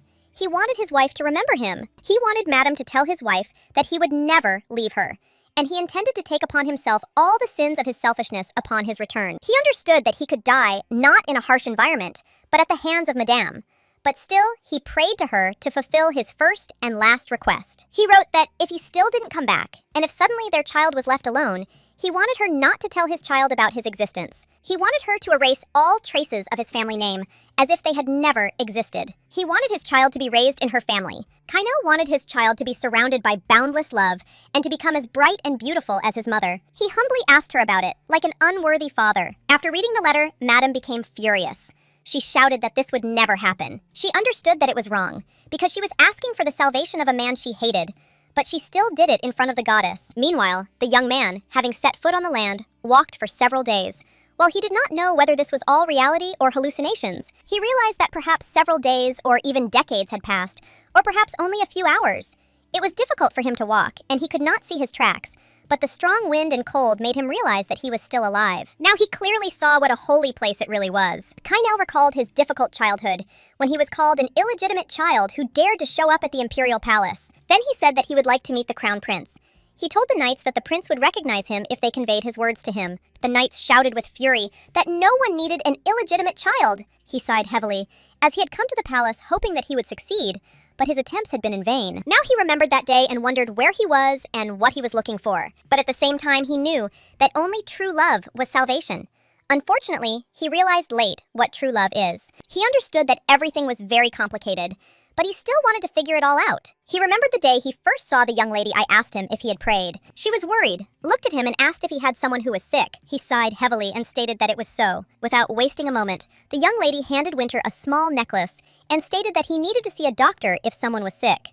He said that he didn't need anything like that, but the young lady stated that her mother always did something similar, and she would give jewelry to sick people when someone came to their temple. At that very moment, Tatiana turned around because she heard her mother's voice. As she ran away, she told the young boy with a smile that the goddess always listened to prayers, and her mother said that the goddess was always near. Finally, she looked at him with a smile and said goodbye. At that very moment, the young man understood what love and being loved were. He remembered writing a letter to a young lady asking her to dance at the banquet before leaving for the battlefield, and he had hoped for it. And after talking with Madame, it was quickly destroyed. After some time, he met his son, the crown prince, and he simply could not believe that the young man had come to him to save him. He asked his name. Kainel looked closely at the prince and introduced himself as well as his mother's name. All he saw was a heavy sigh filled with despair. He always wanted and desired to see the father his mother loved. He believed that this would be enough since he saved his father. And after that, he thought it was all over. At the same time, the prince told the young man that his skill had not reached the highest level, but he was still going to give him the ducal title. He was surprised that his own father treated his benefactor with warmth, although he had no feelings left that could touch his soul. Kainal was glad that the man his mother loved turned out not to be a scoundrel. It was then that he first began to think that the goddess really did exist, but he also knew that she was quite malicious, and yet he could not fully open the heart of his beloved. The more he tried to convince himself of the reality of Tatiana being next to him, the more he was tormented by anxiety that these wonderful days would not last forever. It reminded him of nightmares from the past. He hesitated when she first extended her hand to him. He could not reciprocate her feelings, even though he knew that he would regret what he had done. He understood that if this was truly a dream from which he was destined to wake up, his life would end on this path, because now he was really looking forward to it. He was sure that this was not a dream, because he remembered every moment spent with his wife. He remembered how he had promised her that he would show her the real summer. He remembered how happy she had been about the promise he had given. He was genuinely happy when he saw her beautiful and radiant smile. Now he understood perfectly well that his wife would live with their child. He wanted to see them together, but at the same time, he immediately realized that for him, it was she who had been there in the summer. After some time, he finally couldn't take it anymore and fell to the ground with a crash. But at the same time, he wondered if he was really dead. He regretted this because he understood that he was the first who was able to come to these lands. But after a few moments, he saw some silhouette. The goddess sighed with a smile and declared that he had no faith. He was taken aback, as he did not expect to see anything like this. But at that same moment, he wondered why he didn't feel cold at all. She looked at him with a smile and asked if he had already enjoyed his life. At that very moment, the young man froze in shock as he saw his hands. But he still came to his senses as he remembered his wife. She simply couldn't believe that he had gone through all that hard work to beg her for the life of a man he would never see again. She asked if he understood that he could not hold out any longer. Grinding his teeth, he said that he understood everything and that he was completely fine now. But still, he asked for the salvation of his child and wife. She said with a smile that he still did not put himself as a priority. She said that he was the heir of her blood, but still she asked if he remembered her. At that very moment, he screamed as she changed her appearance. He was surprised because he saw an old woman in front of him and from the ice cave. Some time ago, he was sitting in his office, inheriting the prince, and they were having a pleasant conversation. The crown prince asked the young man if he remembered the old woman who had been stuck in the ice cave at the same time they were. He sighed and said he wasn't sure, as there were several people there. The crown prince told the young man with a smile that she had promised to repay him without fail. He said that it seemed she had even reached the capital looking for him. He sighed heavily, as he understood that she shouldn't have done something like that, since they had no reason to meet. At that moment, the goddess looked at him and said with a smile that they were supposed to meet, but she knew that then his current wish would not have been fulfilled. She said that she was always there for him, in the image of a poor, powerless, desperate, and needy person. He sighed heavily and declared that he would pay for his family with his life. She sighed and said that it was not necessary and that they should look into the matter further. The rest looked at him and asked if it was true that there were only his bloodstains there. He asked in surprise what she was talking about. She said they weren't too red, and at that moment she changed her appearance again. She smiled and said that now she could give him something back. He looked closely at the ring in question, as there was something else in the gemstone. She said that one day she came to the temple to pray, but the madam gave her the ring. Then she told her to dress the baby warmly and take him to the hospital. The young man was stunned as he saw the Viscountess in the true form of the goddess. At that very moment, the goddess gave the young man a ring. But a moment later, a small branch with berries appeared on his hand. She smiled and declared that only true love is salvation. The young man, in his turn, was told to me about something like this. The goddess looked at him intently and said that she would only ask him one last time if he was sure he would not go with her, because then he could become a god. Kainel looked at her intently. But moments later, he said that he had promised to come back. He said that he had made promises many times, and now he was obliged to keep at least this one. She sighed and stated that, in that case, she should not detain him. She stated that all she could do was express her gratitude for his sincere and true love. She said that it was he who was responsible for transmitting this love. She also informed him that her possessions were limited to the arch, and that he would have to cope entirely alone from now on. She said that this was the rule, and there was no exception to it, and she could not influence it in any way, because from that moment on, everything depended on him, and he had to find a way out and survive the harsh cold. But a moment later, the goddess was taken aback, as she heard a scream in the distance. She looked at the young man with a smile, as she had expected something like this. As she left, she declared that she was not the only one in his debt, although she supposed that perhaps it was not a debt at all, but love. A moment later, the young man was left alone, and at the same moment as the goddess disappeared, he felt a severe cold. After a moment, he sighed heavily and wondered if this was all reality or a dream. Unable to withstand the pressure, he immediately collapsed to the ground. But he understood that he had to move, because he had promised his wife that he would definitely return. Meanwhile, the crown prince hurried to his son. He, to his happiness, found his son and saw that he was in a very deplorable state. He shouted to his son and asked him to wake up immediately. But after a moment, he could not stand it and hugged his son tightly, and at the same time, he made it clear to his son that he knew about everything. The young lady, in turn, wandered leisurely around the hall. She knew that there were many people at the main gate, and they had to return through the western one. At that very moment, she saw a priest and portraits of fallen soldiers. He reported that they had prepared portraits of warriors who had no relatives in advance, and when they died in battle, they hung them in the temple in memory of them. He said that otherwise, no one would ever remember them. At that very moment, the young lady was taken aback, as she realized that the portrait of her husband in the house had been painted in the same sense. She was in shock and did not understand how this happened. She did not understand why he was so lonely. She knew that he had to wait a little, because she wanted to give him love and support, because she understood that he deserved it more than anyone else in the world. After some time, she opened her eyes because she heard her husband's voice. Kainel looked intently at his wife and declared that he had returned to her. Kainel apologized for making them wait for him for so long. He looked at her intently and lifted her up tenderly, calling her. She said that she missed him very much, and he couldn't even imagine it.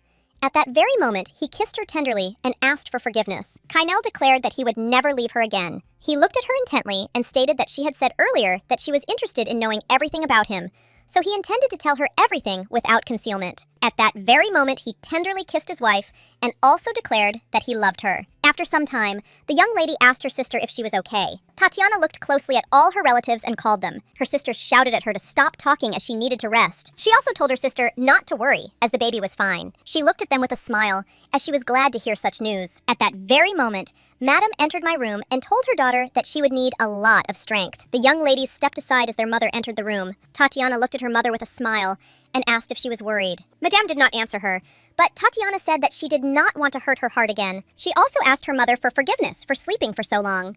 Madame said that as a mother, she should have woken her up. The young ladies knew that their mother did not know how to be sincere, even though she suffered from insomnia and did not eat. They knew that she simply needed to hug Tatiana. But at the same time, the anime understood that their mother was the most precious woman in the world. They also understood that their sister would need time to recover. They knew it would be good if the baby was cared for in a familiar place until the baby was born. At that very moment, they were taken aback and turned around, and they heard a roar. They looked in surprise at their son-in-law, who had come to them. But at that very moment, the ladies asked if everything was all right in the imperial palace.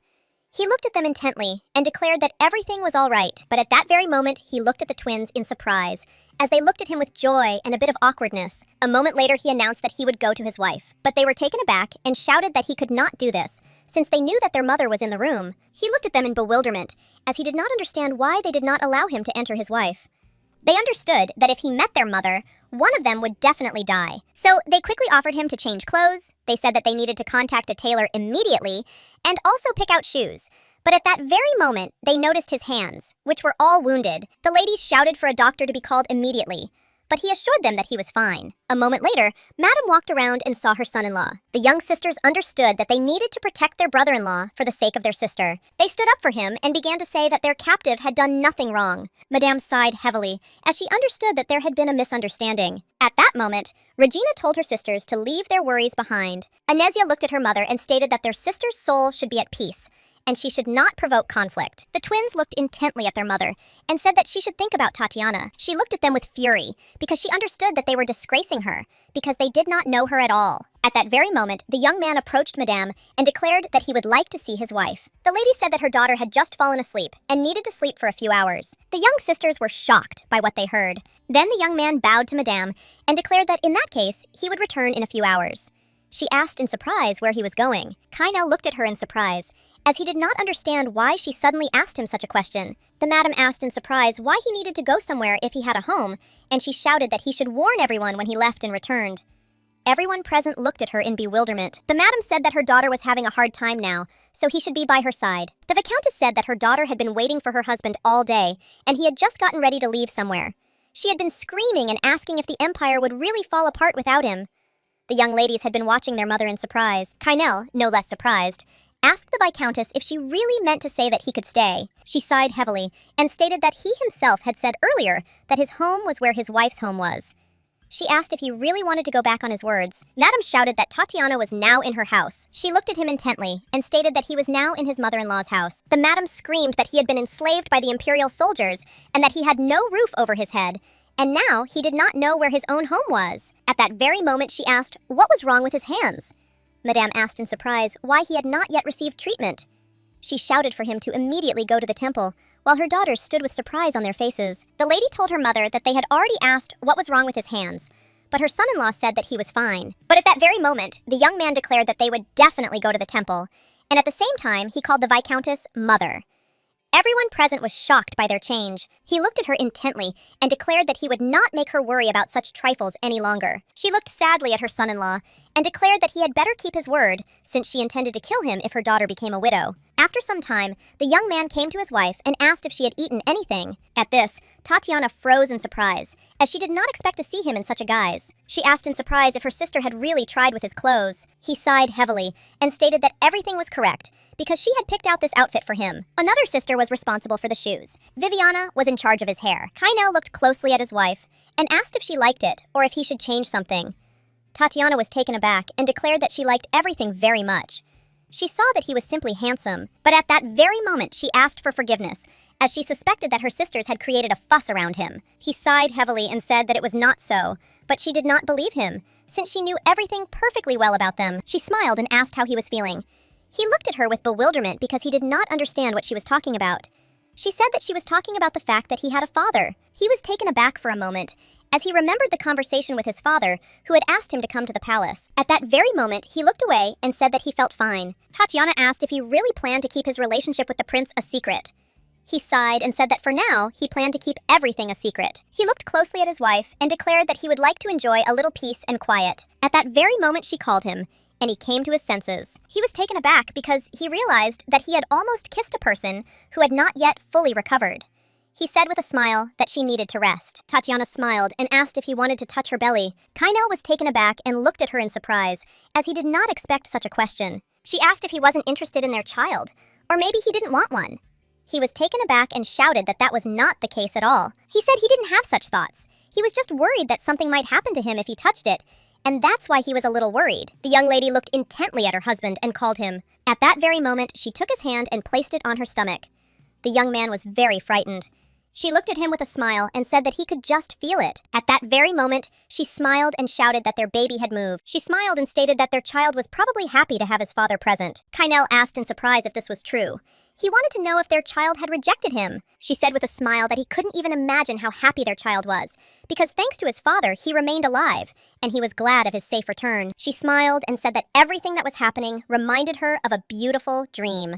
At the same moment, she said with a smile that their child says that he will be glad if his father calls his mother Tiara. Kainel looked at her wife in surprise. She said with a smile that their child said that his mother had long wanted his father to call her that. Meanwhile, Regina, looking at her sisters, discussed the Marquis Lebany and the Marquis Auntie. Her sisters said they were terrible bores. The lady knew that they had a bad character. Katrina said she felt like she was living with a legal textbook. The young lady sighed heavily, as she knew that there was nothing they could do to see that all men were alike. She asked the sisters not to dwell too much on the bad. The young lady said that if it weren't for her husband's face, they would have separated long ago. She said that before Tatiana's husband appeared, her husband was the best in high society. Katrina told her sister not to make fun of her, because if you judge by looks alone, her husband would win. She said that she didn't mean to say anything like that, but her husband was not only handsome in appearance. The man looked at his wife intently and said that there was a cold wind outside and she should go back, as he was afraid that she might catch a cold. But she said with a smile that the house was not far away, and she would just take him there and come back. He looked closely at his wife and asked her to take care of herself. The young lady looked at him in surprise, not understanding what he was talking about, but he stated that she had barely slept the previous night. At that very moment, she looked away from him in embarrassment. Meanwhile, Regina looked at them with puzzlement, as she saw that they were not ashamed of their feelings. After some time, they discussed the question that Tatiana and her son were obliged to have a title and support. Regina looked at her mother in surprise and stated that the prince had said that this time he would give his son a title even against his will. Madame stated that the title of Duke was in question. She asked her daughter what she would do in the place of the first Duke of the Empire. She declared that he was a hero of the Empire. But she didn't know who, in the aristocratic society, with its centuries-old traditions, would bow their head to him unless he had an influential family behind him. She said that they would just have to take it and bend it by force. The young lady looked closely at her mother, as she saw that she had already begun to solve the problem.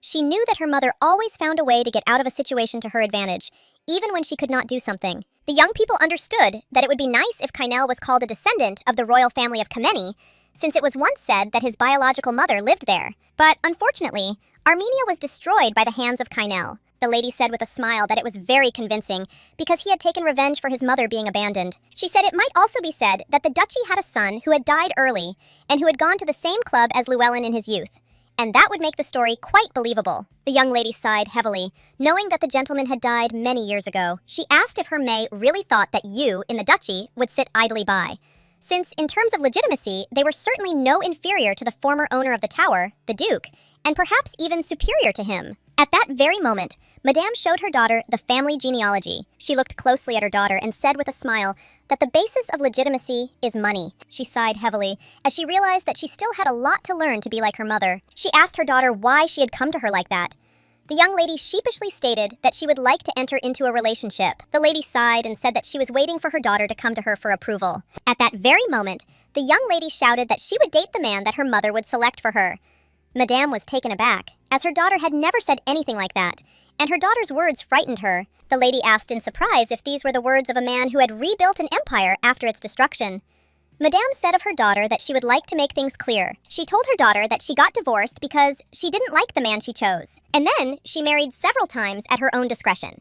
He did not understand what her daughter was trying to achieve. She stated that her sisters live quite well, despite the fact that they married for convenience. The madam said with a satisfied smile that she had not expected anything else, since she had spent a lot of effort on Togo to find suitable men for her daughters. She said that even though the count was older than his wife, he would cherish her and love her no matter what.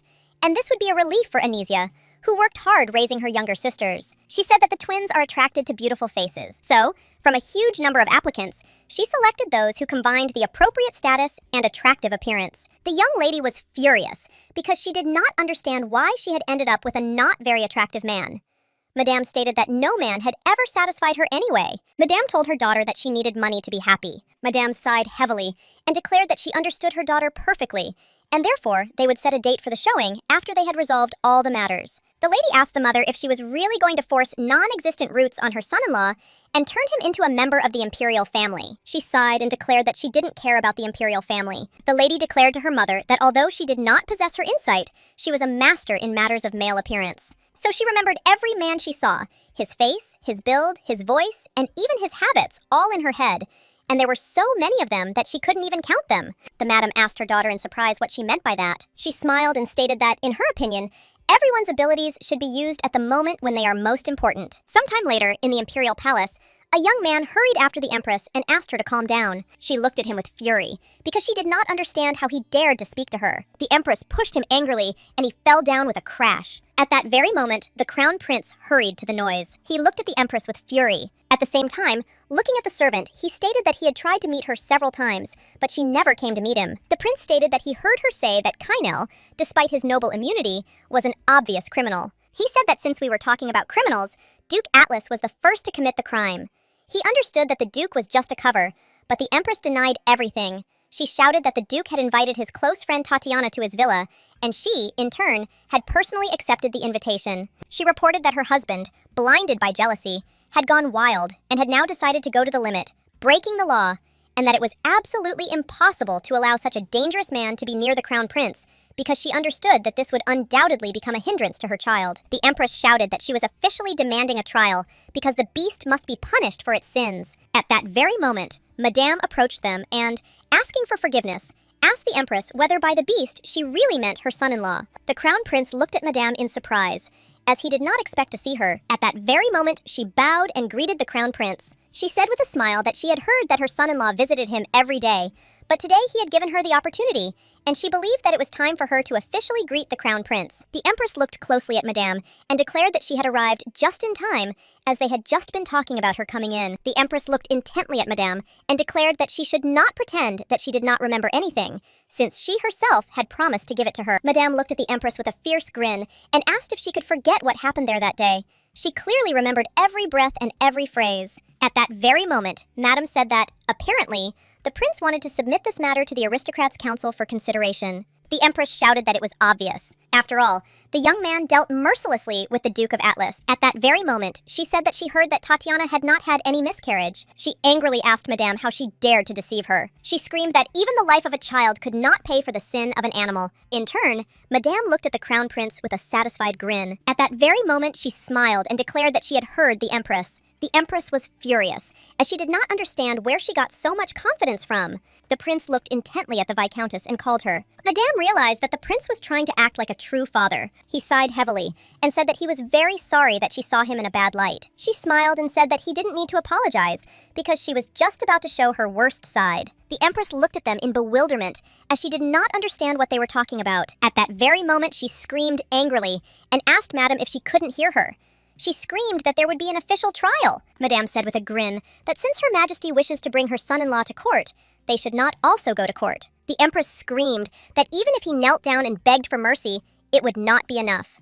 The Viscountess asked if this was the fairest way. The Empress shouted at Madame, and that she had gone too far this time. The Empress told Madame that she was very blind. After all, she wanted to punish the one who should take the throne. The Empress angrily asked if Madame really wanted to blame the crime on the imperial family. The Viscountess stated that she had not accused anyone, but that the Empress was clearly guilty of the assassination attempt on her heir's grandson. The Empress furiously shouted at Madame not to talk nonsense, because how could she attack a grandson who didn't even exist? Madame smiled and said to the Empress that she herself knew perfectly well that she was not so reckless as to take unnecessary risks. She smiled and stated that her youngest son-in-law was the Crown Prince's son. That is, he was the heir's grandson. The Empress was taken aback, and at that very moment, she told the prince that this was not funny at all. But the prince declared that the young man was his son, because he and Llewellyn Targa Kynell's parents.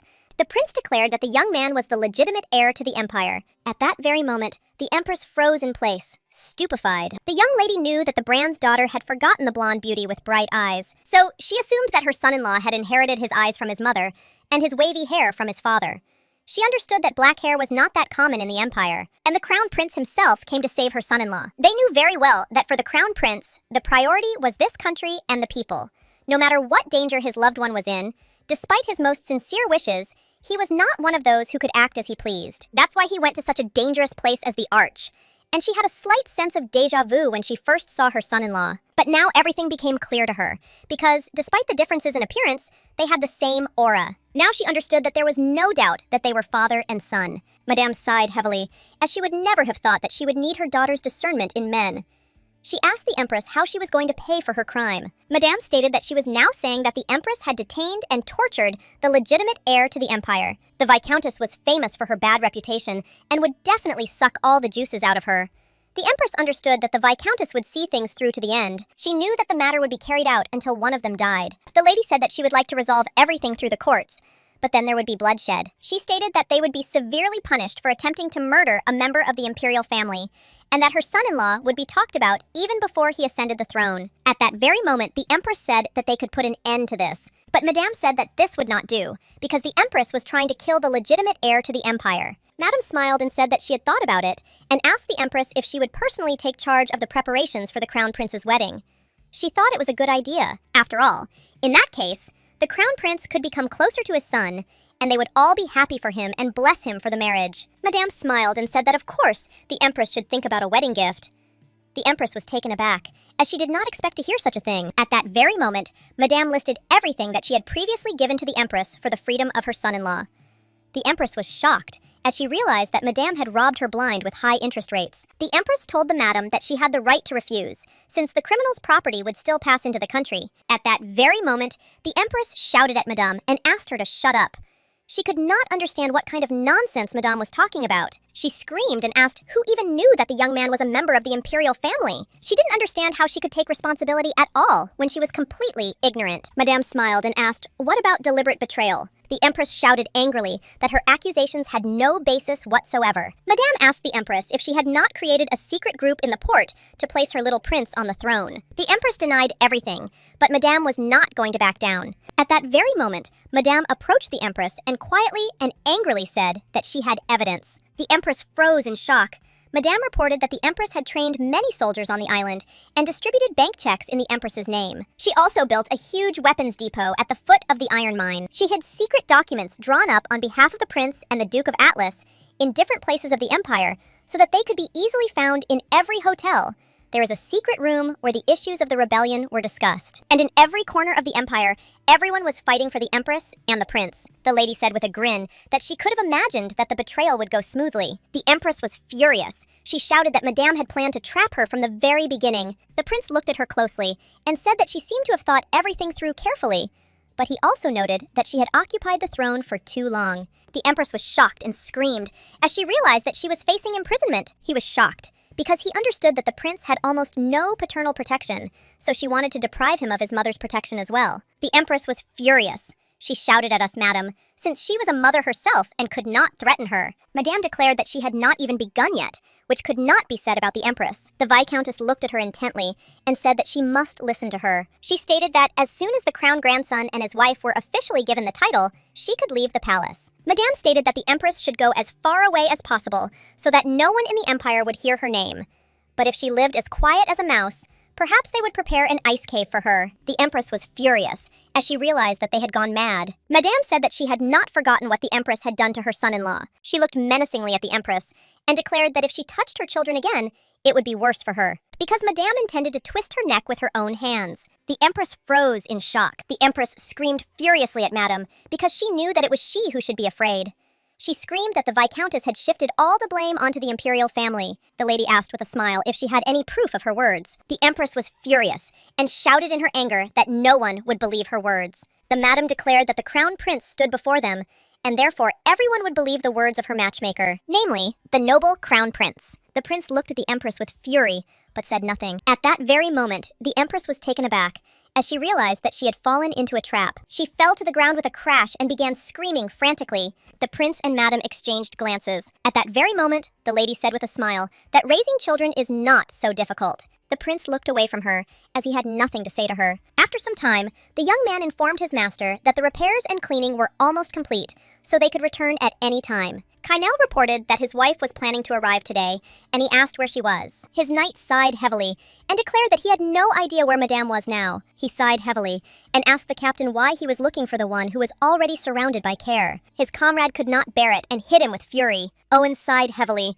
and declared that he couldn't get so worked up. He said that they had been through a lot, and he hid such a secret from them because they all did not expect that their commander would be the son of the crown prince. At the same time, he silently left for the lands of the goddess, from where he could not return at all, and therefore the madam became angry with the commander. Owen sighed heavily and declared that friendship, loyalty, camaraderie, all of it was meaningless. Kynel looked at the knight and asked if he would not return to the mercenary company, but he said that he would not return. The young man stated that all his trips on the orders of the commander had led to nothing good, and in the detachment he was met only with reproaches from the lieutenant. Kynel asked the young man with a smile if he didn't want to become a lieutenant. The young man continued to say that he had had enough and that he had no intention of returning. But at that very moment, he asked in surprise whether he would really return to the position of lieutenant. He looked at him in surprise, as he could not believe what he heard. He understood that if he became a lieutenant, the current lieutenant would be the commander.